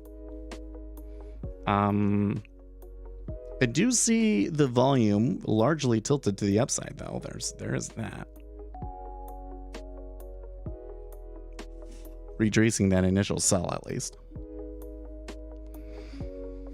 Interesting, it's completely erasing the PCE impact, in my opinion. Another clue about investors buying the Fed pivot. At some point, this will clash with CBS insisting on job not done.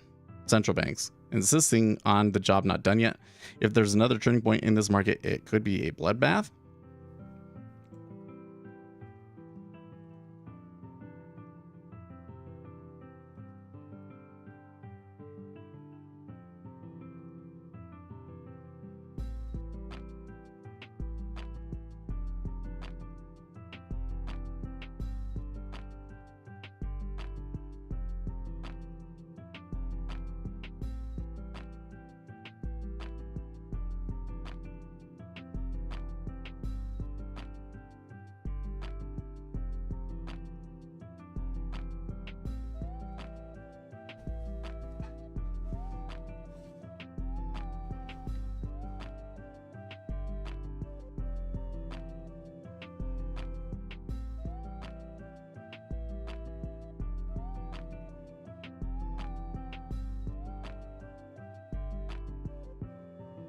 Yeah, this is so we haven't talked about this, but we probably should. So options boy being retweeted by Mr. Topstep. If techs couldn't bring down the market this entire week, it means the market wants higher. 3,900 first, then Santa rally 4,100s. VIX confirms and told the tale since last week.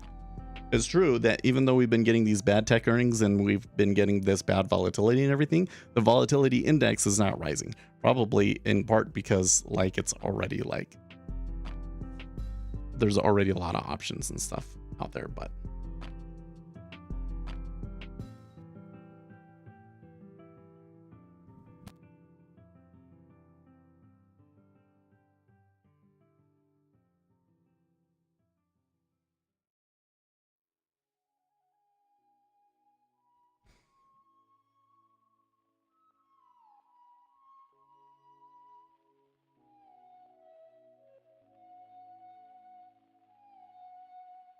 yeah.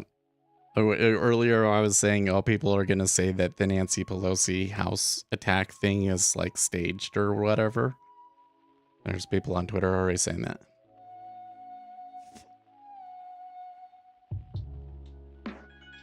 ZB making a run?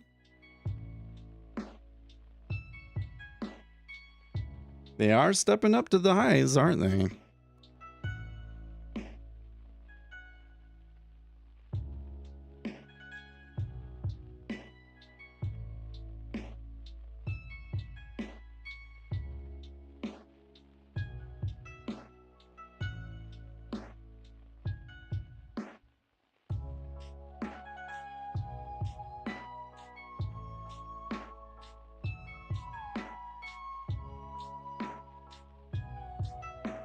On the spreads today, it kind of feels like they're retracing a little bit of like the steepening that we've had this week, huh?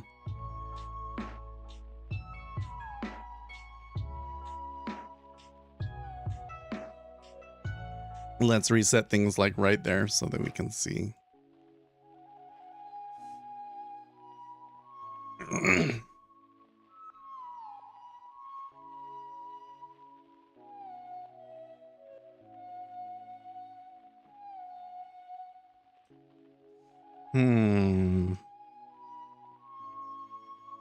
Well, they're able to make 09 go bid, but they haven't traded 10 yet.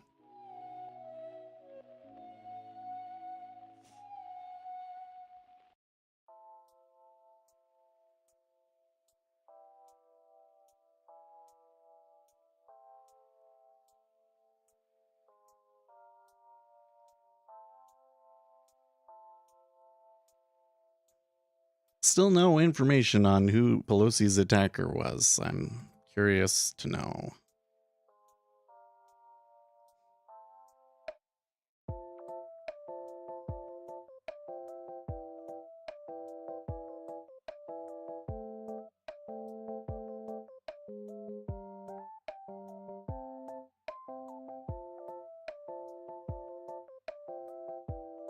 Here's a thread on Reddit about it.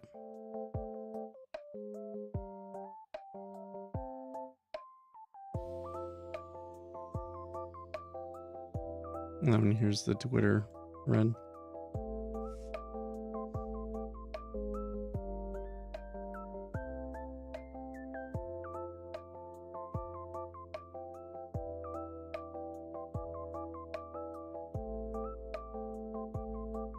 Yeah, there's no way they don't have a ton of security outside their mansion.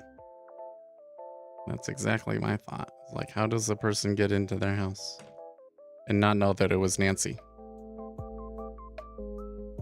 But then there's a bunch of people saying it's staged, it's a staged crime, yada, yada, yada.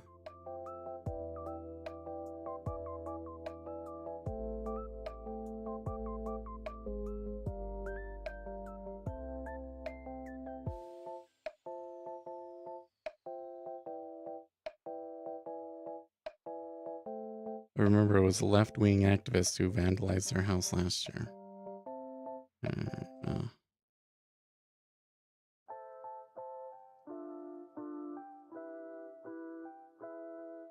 It's like they got dragged back down.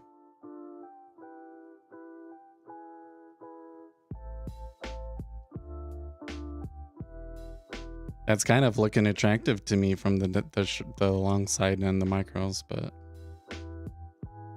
I will resist a moment more.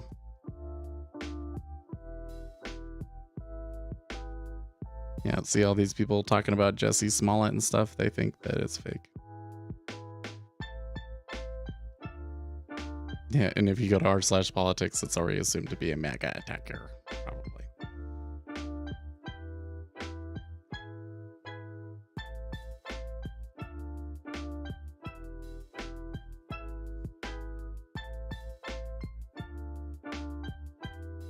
Everybody focusing on Trump tweets and not saying a word about Alex Jones. I know, right?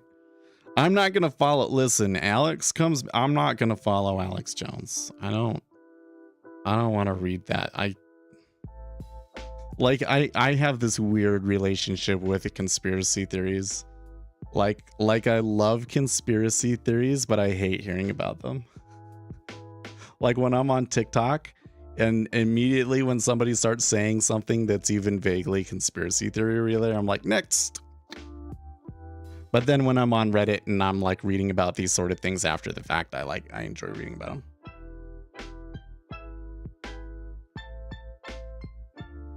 Yeah, they're crossing. So this 070 here is kind of an interesting line, ain't it?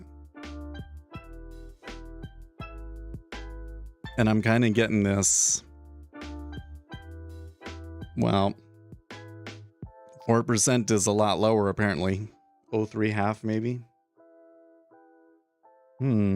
Curious.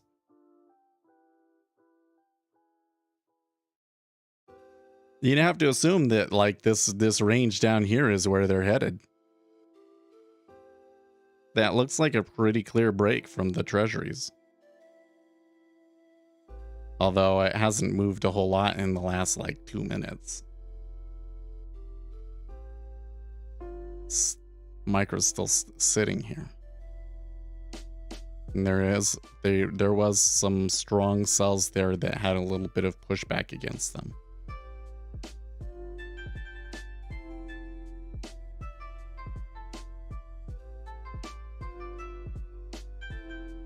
All of them in line, nobody hitting the bid.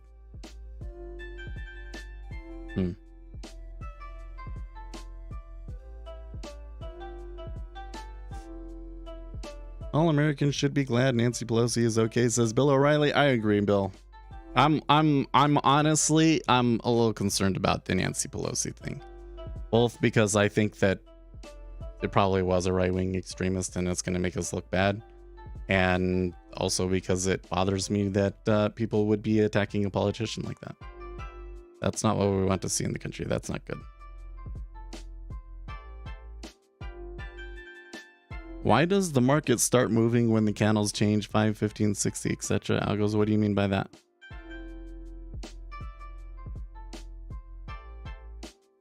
So we know that volatility is path dependent. So it is the case that like a price movement will induce certain trade.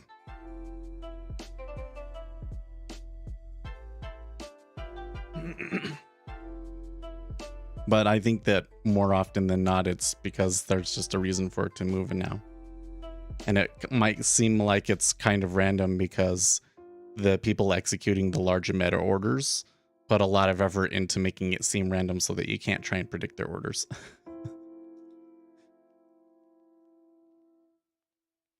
If you watch a chart like a 5-minute, especially NQ, it will go nuts every time it changes.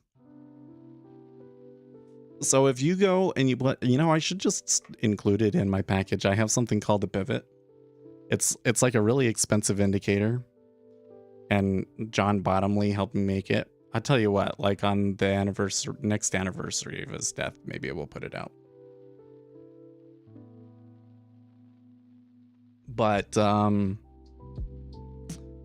basically, if you look for a candle that closes above or below the previous candle's high or low, those the market fights over those. It's not very predictive about what happens next. Like by the time they happen, you get in there and it's just not like a profitable strategy, because I've tried back testing it and trading it a bunch of different ways. Okay, but the market definitely fights over it. It's like they'll get close to that previous bar's high, and it's like getting close to the end, and you can see like volume come in to try and push it over the line or prevent it from going further. They totally fight over it. It's really weird.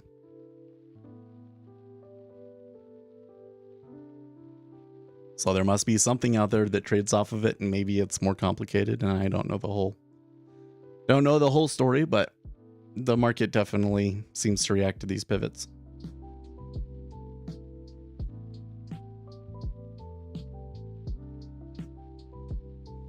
Well, there was a little bit of an attempt to try and extend the downside there, but they seem to have run into a bit of a should I call it a liquidity hole? I don't know if it's a clear liquidity hole at 06.5, but it is starting to look like it.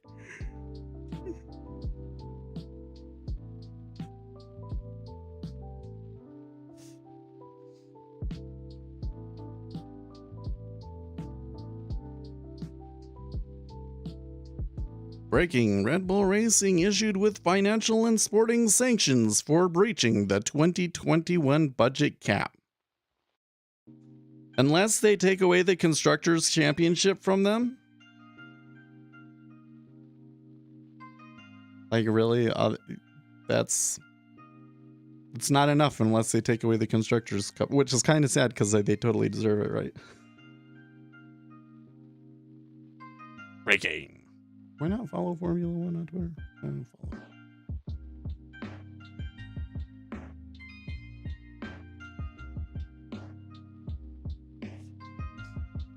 Masha, now where you been, my friend? I see. I'm having like my even my speech is a little like, as I'll say something in the middle of it, I'll think about something else different that I wanted to say, and I'll kind of like slur my words in the middle of it. That's a strong indication that I did not get enough sleep last night.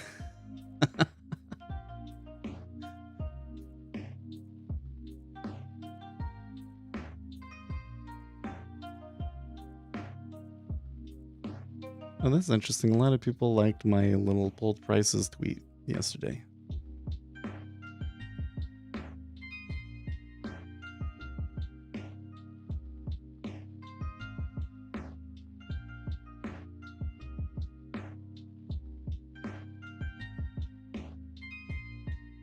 $7 million fine for breaking the cost cap. Mercedes and Ferrari will do triple that next year, knowing that this is a weak penalty. Yeah. Yep. It needs to be they lose the Constructors' Championship. It needs to be they lose the Constructors' Championship, or it's not matter.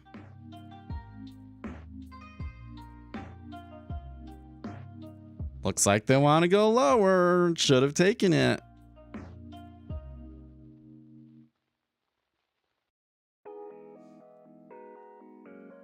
Still a little bit of a ways to go. Of course, the question then is, once they come into this part of the profile, if they just blast through it or not.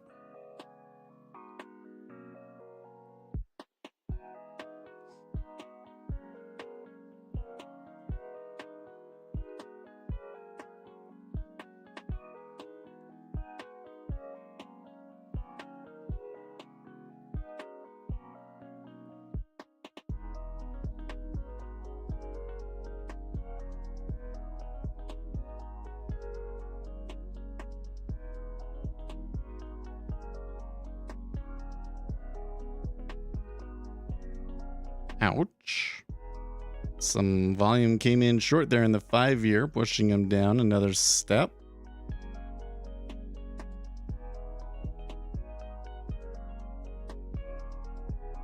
It's always hard for me to watch a trade where like I wanted to be in it and I didn't, and I decided no, and then it keeps going. I find myself saying that a lot, don't I? But this one was different because I think that the primary driver behind me not wanting to take it was the sleep. Well, that and the volatility, but I think that at the moment the volatility is okay. Like that would have been a $20 trade, perfect. Mwah. If I had taken that, I could be pretty happy walking away today.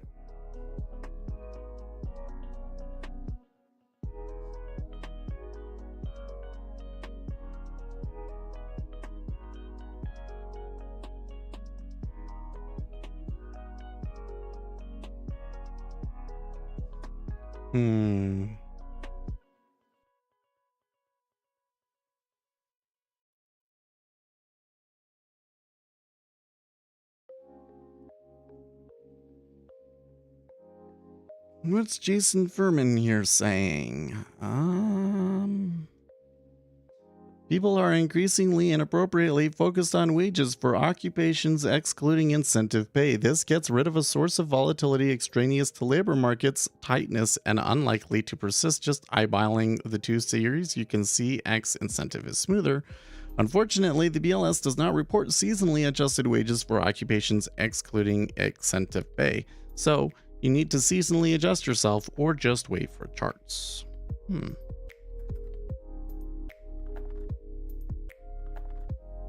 Larry H. Summers, the political pressure on the Fed is a counterproductive strategy. I agree with him.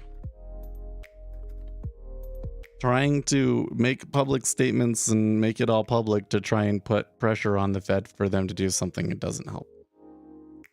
Doesn't help the situation.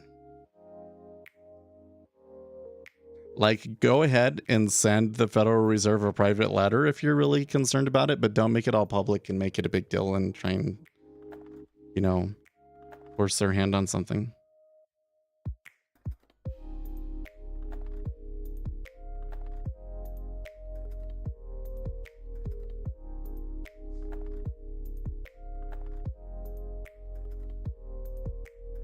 Well, if you had been able to trade every swing here, I think you could have made 250 ticks. It was down 50 bucks. Now it was basically down 100 bucks and then up 100 bucks and now down 50 bucks again. Well, on micros. There you go. There's 4%. There would have been, I think that I would be taking it off there. Well, I could be, I might be thinking about taking it off there. It looks like they might still have some momentum, so we can practice here. Do I get a good exit?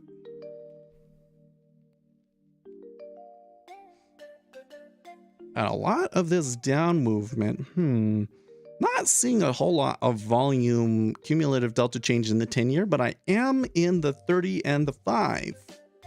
So that's interesting. And how is the dollar behaving here? Dollar's just a little all over the place. Same with the yen.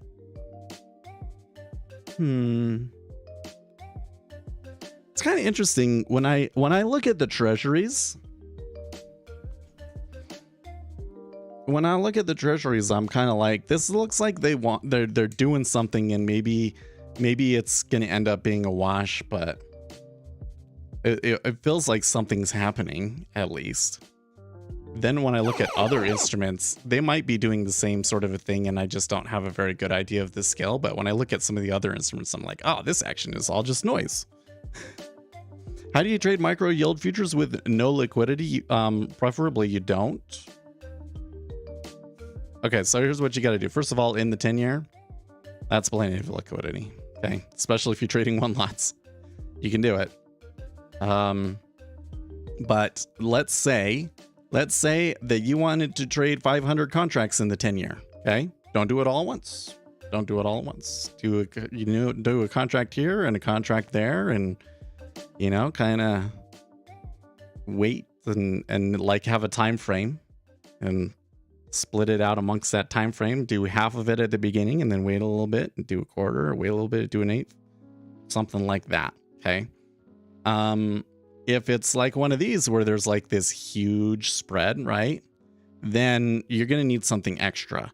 You're going to need some way of telling which side is correct, because it is usually the case that one of these prices are absolute nonsense. So the market maker kind of knows what the trend has been and so forth. And so it's usually the case that the way that you want to trade it, it's bad. Right? Right?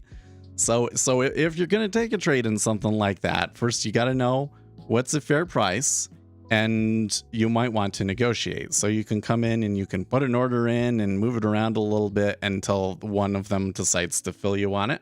Okay. And then you've got to be planning on being in it for the long haul. Like you might want to have something that you think you can keep for most of the day or something like that. And don't be surprised if they keep the prices, especially if you're like the only one that traded. Don't be surprised if they continue to keep the spread disadvantageous for you until after the close. And then maybe after the close, then you might get the price that you want.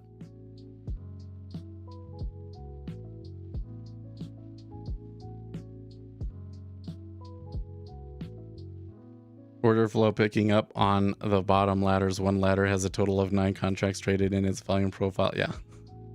Not very many people trade the 5-year, which I think is kind of surprising. But at the same time, it's like, well, why trade the 5-year when you can trade the 2? But then I'm also often surprised that there's not more volume in the 2. You know what it is? It's because it's all people from my channel that are trading it, and we trade the 10-year, so y'all decided to trade the 10-year too. I hope that as time goes along, that these spreads come in. But it's probably going to take some time.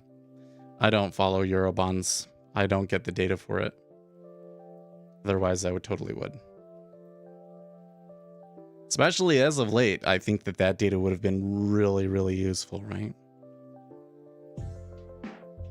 Getting a pretty good bounce here.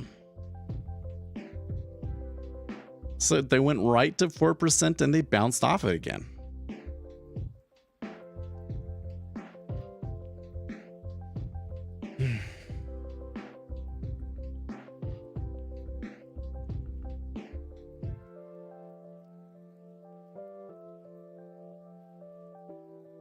Why trade the 2 or 5 when you can trade the euro dollar / SR3, which is the SOFRs, right? With deeper liquidity and tighter spread and longer durations. But what is the price per tick? Or what is the margin requirement for it? What's the overnight margin requirement for it?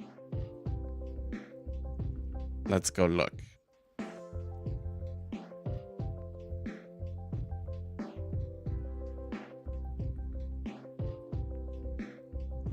$7.50? Let me confirm that. I have it open here.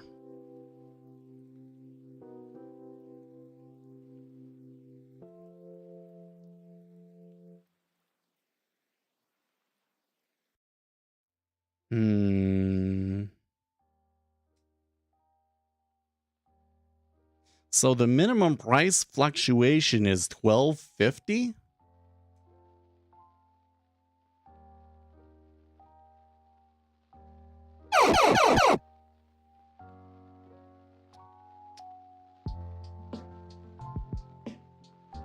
Where's the part where they tell me the...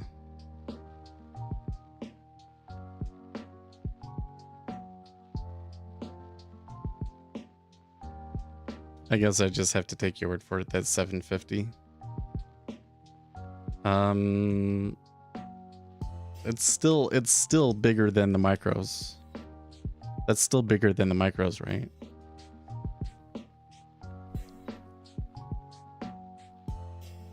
Why trade it at all with the treasures trading inversely and better later in life when your trading size won't have to wait a week to get off 100 lots? What? I think that if you want to come in and you want to learn and you want to trade micro contracts, that the micro 10-year is freaking awesome.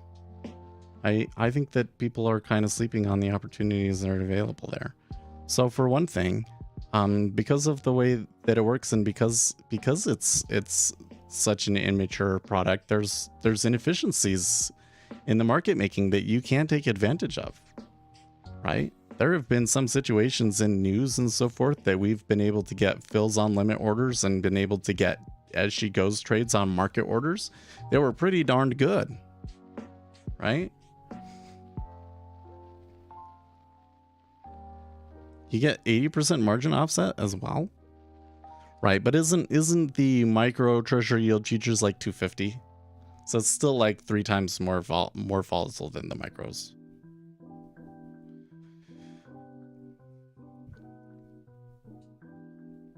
And this is coming back out the top. The way this is trading is like they're going to go right back up to 12 again.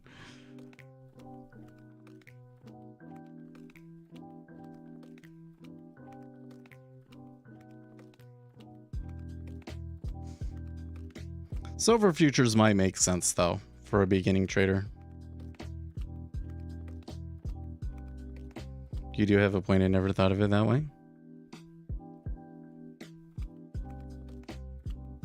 See, I think the issue that I have with a lot of the criticism of the micro treasury yield futures is that it's all a bunch of criticism coming from a point of view that very, very few of the people actually parroting out those problems, it actually fits.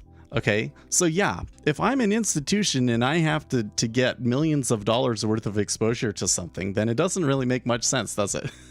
It really doesn't. You use the main treasury instrument and just trade that, and you get your fills and everything, right?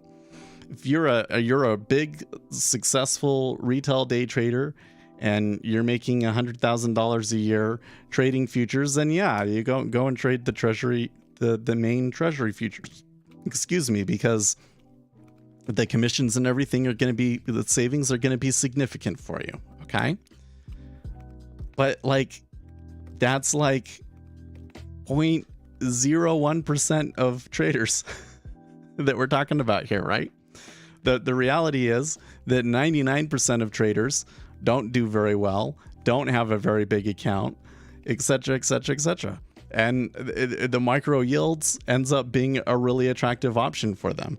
And I think that there's a lot of people out there that would have a lot more success if they traded the instrument that was better suited to where they are now rather than where they wish they were, you know?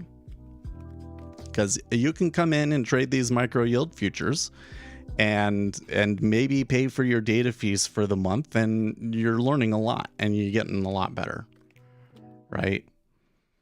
And versus go trade micro ES, which is what most people do, or go trade micro NQ, or just trade the full treasury contract, and then you come across a day where you lose $1,000 in a day, $500 to $1,000. That's usually about what the retail traders do, and then your account is gone and they blow out and they quit, right? They would last longer if they were just patient and, you know, understood that there's some things about the micro 10-year that kind of sucks. The liquidity isn't very good usually. There's some weird things about it, but generally speaking, you can trade it, and you can trade it well, and you can trade it for a really, really long time and gain a lot of experience.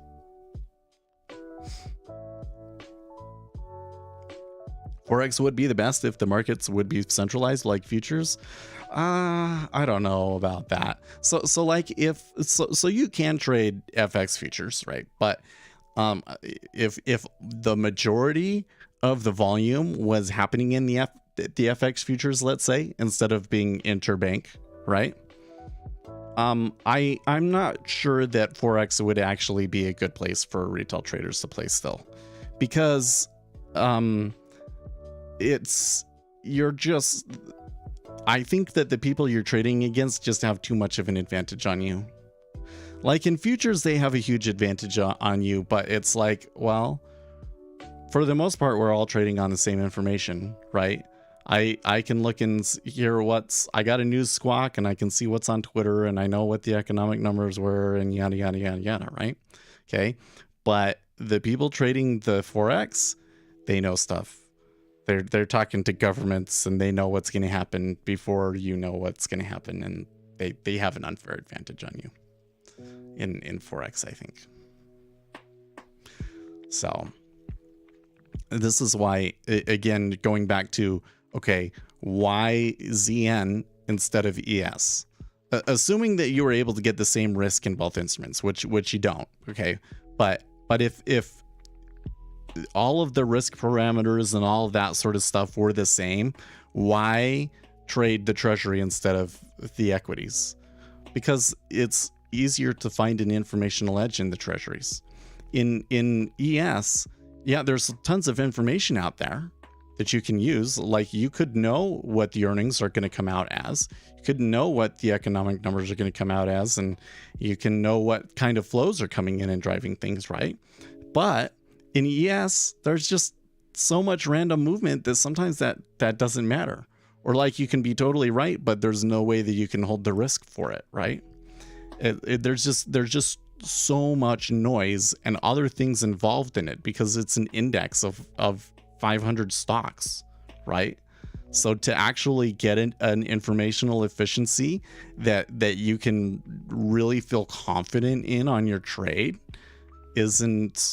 it's really hard to do in equities versus in the treasuries. You know, when you get an informational edge, you do have to be selective about it still, but there are just clear situations all the time where we're able to find an informational edge. It's been hard. It's been hard the last 2 weeks to find an informational edge, but we've been able to do it and we've done well, right? So that's the difference. If you want to be a noise trader, then like absolutely the move is to trade NQ, right? Absolutely the move is to trade NQ because there's a lot of noise in NQ. But there's some big disadvantages to doing the noise, and most traders still fail doing it, right? So like, look, you make really good points. Well, here's the thing, Zach. I didn't arrive at all of this stuff, you know. This was not the place that I wanted to be. The world is not. I was like everybody else. Like, this is why it frustrates me so much, is because like I went through this whole thing, and the only way that I figured all this stuff out was failing a ton, and then people giving me good books to read and really pushing through on these good books and really learning about the market microstructure and the research and everything to come to a sound understanding of markets. I kind of knew from the very beginning what the truth was, but I had just been told by somebody and I didn't really know if it was, you know, how accurate it was. I didn't completely understand it, definitely not the math and empirically and stuff. And so I still tried to trade the noise. We tried to trade ES for a really, really long time. And we had some periods where I looked like an absolute god. I have to tell you, man, there was some times where it was just like I would win every single freaking time on ES, and then all of a sudden it would switch around and it was like every trade that I would take was a loser, and it just was like insane. It's like, how can I lose 20 times in a row? Like, that's not random. That's crazy. Like, how is that possible? But it would happen all the time, right? And so eventually I found the truth, which was what? The market is more statistically efficient than it is informationally efficient. Because I tell you what, I would love to just go in and trade NQ and make, you know, hundreds of dollars on NQ every day. It's just, I've been through that and I realized that that's not a very realistic opportunity for retail traders. The noise is the core part of pricing in the new information. Without, you have to have the noise. You're totally right. You're totally right. You have to have the noise. You have to have the noise. I mean, there's still noise in the treasuries, of course, but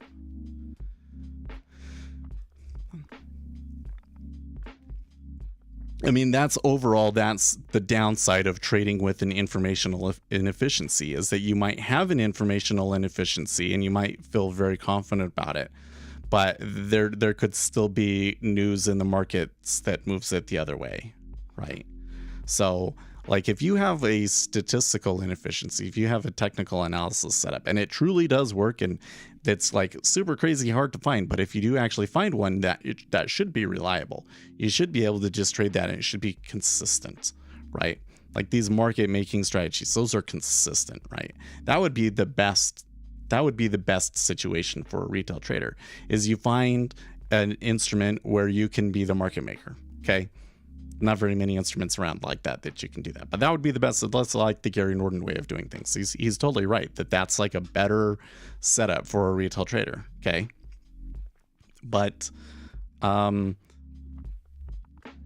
they're just not available, right? And then on the split side, you get the informational inefficiency. The problem with those ones is that they're less reliable, but when they do work, they're like crazy good.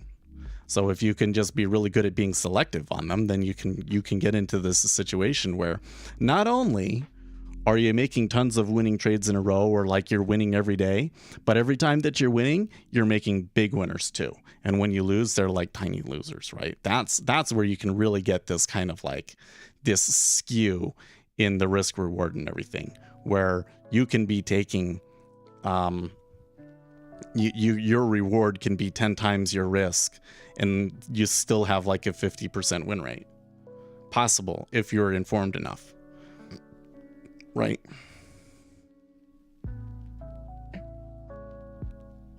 A lot of NQ traders in the Norton method are gonna be known. Yeah, I mean, there's enough randomness in NQ that maybe that kind of market making works there. I've tried doing, we tried messing with it a little bit and we did okay with it, didn't we? I don't really remember what the results of those experiments were. Oh, there's definitely a difference between NQ and ZN.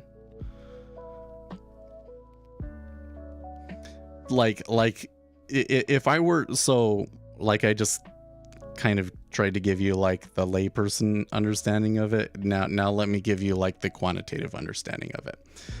We have better predictors of order flow in ZN than we do in ES. Essentially, the things that can predict order flow in the treasury, because there's so much liquidity, you get really consistent flows that will come through. Like we talked about, there's these flows that are very consistent around auctions. There are these flows that are very consistent around the end of the month.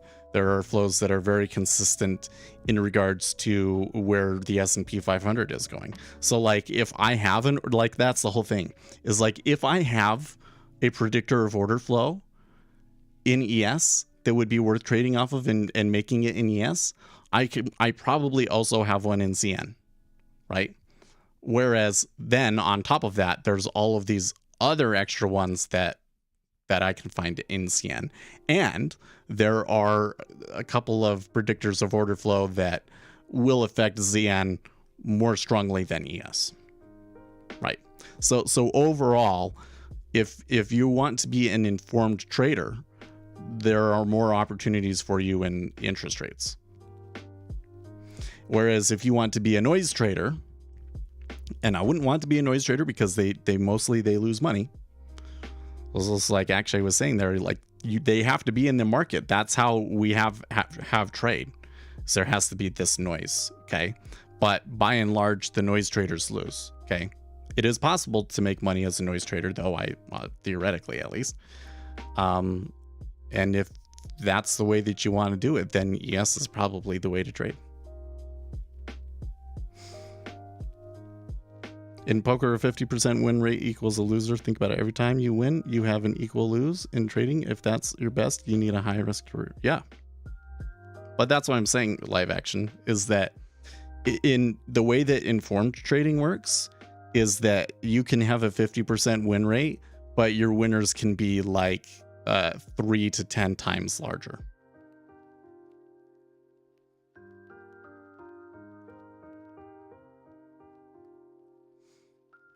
So I wonder if we come back and look at, I don't think that my my overall stats here are going to be too great.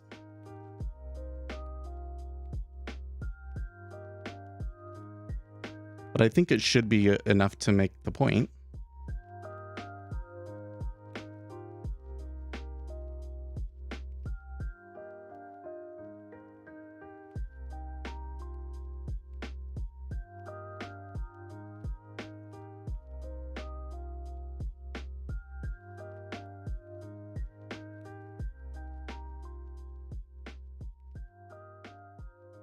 Oh, jeez.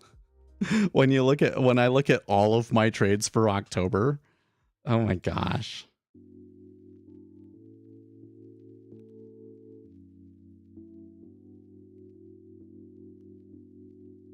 So when you look at all of my trades for October, including my sim trades, I am like an absolute trading god.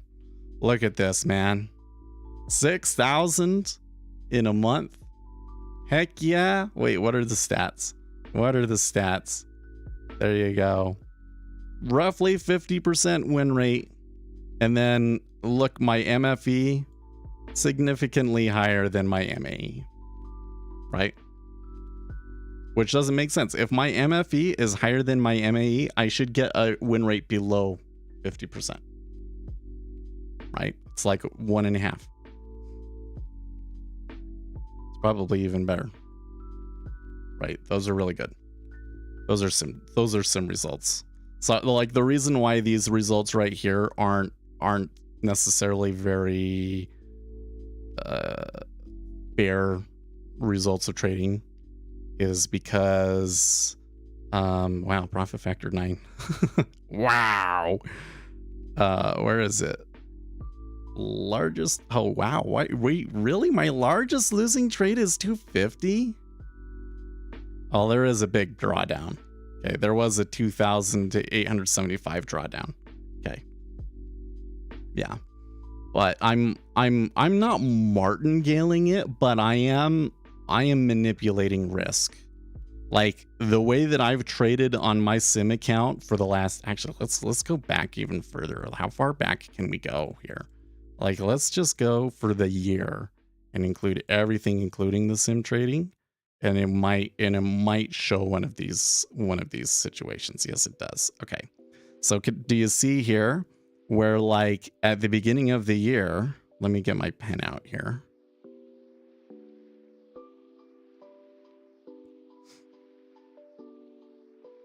I don't know why you can't see the draw. I think that it's because it was on a day basis. Like I lost 2,000 and then I made 3,000 and it canceled out. Okay, so when you look at this one, right? So at the beginning of the year, I was totally in on the interest rates are going to rise, and I took these swing trades that ended up being tens of thousands of dollars on the sim accounts, right? And then this right here, I think was messing around with equities. Actually, so let's come in here and just, yeah, let's just limit it to ZN. There you go. That's a little bit better. Okay. But when I show everything, including some of these sim trades on the equities, you can see a situation where I lost 10K, right? So basically more than 70% of the profits, right? And haven't actually gotten to a new high on it. Okay. So what am I doing? I'm taking excessive risk. And it works most of the time. And on a month time frame is not enough to see it, but on a year time frame, I guess it is. Right? Max drawdown 4K with the total loss gain of 11. I mean, I guess on a Sharpe ratio, that's not terrible. But I'm just saying, there's a reason why I don't trade that way on my sim account, right?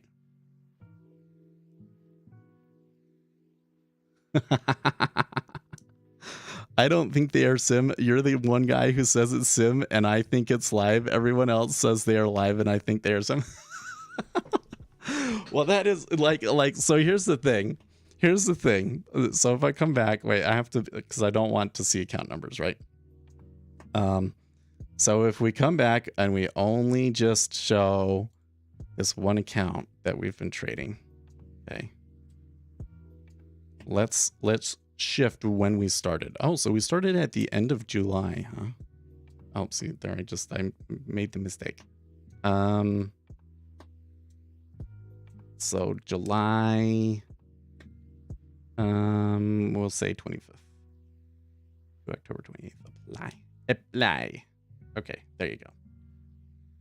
Okay. Right. So if I was trading this thing and I had made like a net, you know, well, let's just say, I know this is a small account, so let's just say that I had made $1,000 on micro contracts, I would not be showing you. I probably wouldn't show you. Like I am genuinely apprehensive about showing too much success on stream and the channel becoming very successful because of my past profits, and then either A, blowing it after doing that, or B, the popularity destroys the strategy, which is what I'm really worried about. So I kind of prefer, like, that's one of the things that I think is nice about the treasuries, is like there's a limited number of people that are ever going to be interested in treasuries because they're just not sexy enough, right? They're just not sexy enough. But if I got too popular, it might hurt the profits, right? So I'm okay with just being kind of low-key about it. Now on these stats, I don't think that the MFV and MA and everything will be that great. Yeah. So like my percentage winning trade with that, I think I've had some periods where I've really struggled. Okay. The percentage winning trade is 34%. So that's not very good. So this is where it's like, so for instance, okay, Seth, you're doing so good. Like that curve doesn't look bad, does it? No, it doesn't. But all of this stuff up in here, that I don't like that. Nope. Those upset me. I guess, like I said, there's a little bit more variability in my returns than I would prefer. Right. Also, there's a lot of costs. So it says that I've made 200, but actually net of fees, it's only like 100. Still, that's pretty good, considering the amount of risk that I'm taking on and everything. Profit factor and everything is pretty good. Yeah, the curve looks like it needs brace. But like that's the thing, is like the ziggy zagginess of it. You do want to have a little bit of that in there, right? Because if it's too smooth of a curve, what does that mean? You're creating a far left tail. You're making yourself vulnerable to a far left tail. But anyways, going back here, if I go back to just October though, if we go just to October, okay, much better wrong. Think I've been a little bit better in line with what I need, right? Okay, we're winning 40% of the time, and our MFE MAE is 2-1. So that's pretty good. And then when you look at like my largest winner, for instance, had one that was 95 ticks. Wow. One that was 95 ticks. And where's my largest loser? My largest loser was 40, which was actually a few days ago, right? It was a few days ago. Was it Monday? No, it wasn't Monday. It was Tuesday. I think it was Tuesday was when I got that $40 loser. And I really shouldn't have taken that. And then I made it all back on another trade. So that probably hurt my MAE. That's probably what got it up to 16. Right. It's not enough that I can really size up. Like if I have another month like this, then maybe I could start thinking about sizing up, right? But anyways, the point was is that you know, you can get to these situations where you can have your winners are much larger than your losers. And okay, like look at this. Average winning trade 28, average losing trade -12. Okay, so my risk reward is greater than 2 to 1. My realized risk reward is greater than 2 to 1, and I'm still hitting 40%. That's pretty good, because I think if I go and I do the math, that it's like your break even is really more like 30%, right? And I've made mistakes. Like, there's still some room to improve, right? I think there's been some room to improve. I feel like in October, there's been many times in situations where I've been not focused enough, where I could have made money and I didn't, or because I was too scared to take the trade. That happens a lot, right? That's why it's so funny when you guys are always make fun of me for not taking enough trades, because, you know, like that's one of the things that's bringing me success, but I am missing a lot of trades, right? Missing a lot of trades, and then there was a few trades where I did take a trade in volatility that I should not have, right? So I don't remember what the point of all of that was, but I think I made my point.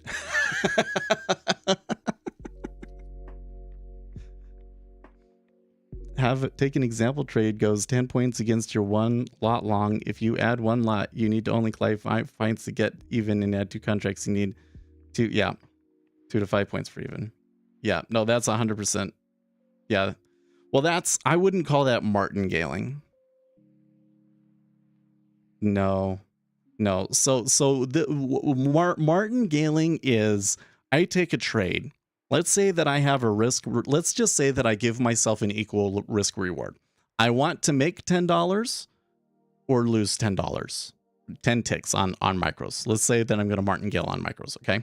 So my average winner, make 10, average loser, I lose 10. So I have a loser and I lose 10. So next trade, I'll take 2, right? And then if that one loses, I'll take 4, right? So here's where there's like dirty little secrets, okay?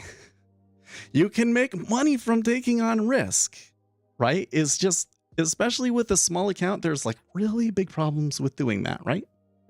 Because then you blow the account, you can't trade anymore. You don't want to do that, right? I mean, if you're a big player, you're still likely to blow the account, but it's not as big of a deal, and you can probably make it back at some point, right? But a small account, yeah, it kind of sucks. So you want to be careful about taking on risk. But there has been on a few occasions, I'll take a trade and I'll take a loser on it, and I still feel really confident about the particular trade, and I want to try it again, and I'll do it with 2 contracts. If I lose on the 2 contracts, then I'm done. Then I stop there, okay? But I will, on occasion, martingale on a second trade, right? So that's what martingaling is basically each trade, you increase your size. And the problem is just that if you keep doing that, eventually you get, your risk of ruin is 100%. Your risk of ruin is 100% if you always martingale, okay? But that's where I'm saying the dirty secret is that there are some situations where you might be able to take on that excessive risk and have it work out to your advantage. Right? And like, think about it in respect to the informed trading bit, right? So if you are truly an informed trader, then that martingaling kind of makes a lot of sense, right? Or at least a limited amount of it. Take 1 contract and then come in and swing 2, right? And a lot of people do that just in general. Like say they're willing to trade 3 contracts, right? Maybe they're willing to trade 3 contracts, but their first trade, they'll only ever do 1 just to fill the market out, right? They never add their full size on it first. Like that's the sort of thing, right? So martingaling is essentially like extreme revenge trading, each time you lose, you add more. You do more and more size each time. Okay. Whereas what live action was talking about is adding to losers. Now adding to losers is a little bit different. Okay. Adding to losers is particularly dangerous because you're in a trade that you already lost money on. Therefore, like you're already doing something wrong. So why would you want to add more risk when you're already doing something wrong, right? That one in particular is like really liable to screw you up. So like you can do it. I mean, if I don't do that. I never do that. I never add to losers. I think I have done that maybe in the past on sim accounts, but definitely on my live accounts, I do not add to losers. Unless it's like a tiny loser. It's like I'm expecting this to go 50 ticks my direction and it went 10 ticks against me. I add a second contract. Okay. But like it went 50 ticks against you. You add a second contract. No. You were wrong. Just take the loss. Right. And the real problem I've found with all of these sorts of risk-taking strategies is that they negatively affect your psychology. So anyways, I think we've talked about Shannon's Demon before, but I forget what it was. But I gotta get going, guys. So I will see you on Monday. Next week should be, well, it's the Federal Reserve meeting, so next week's definitely gonna be interesting, right? Until then, stay excellent, team.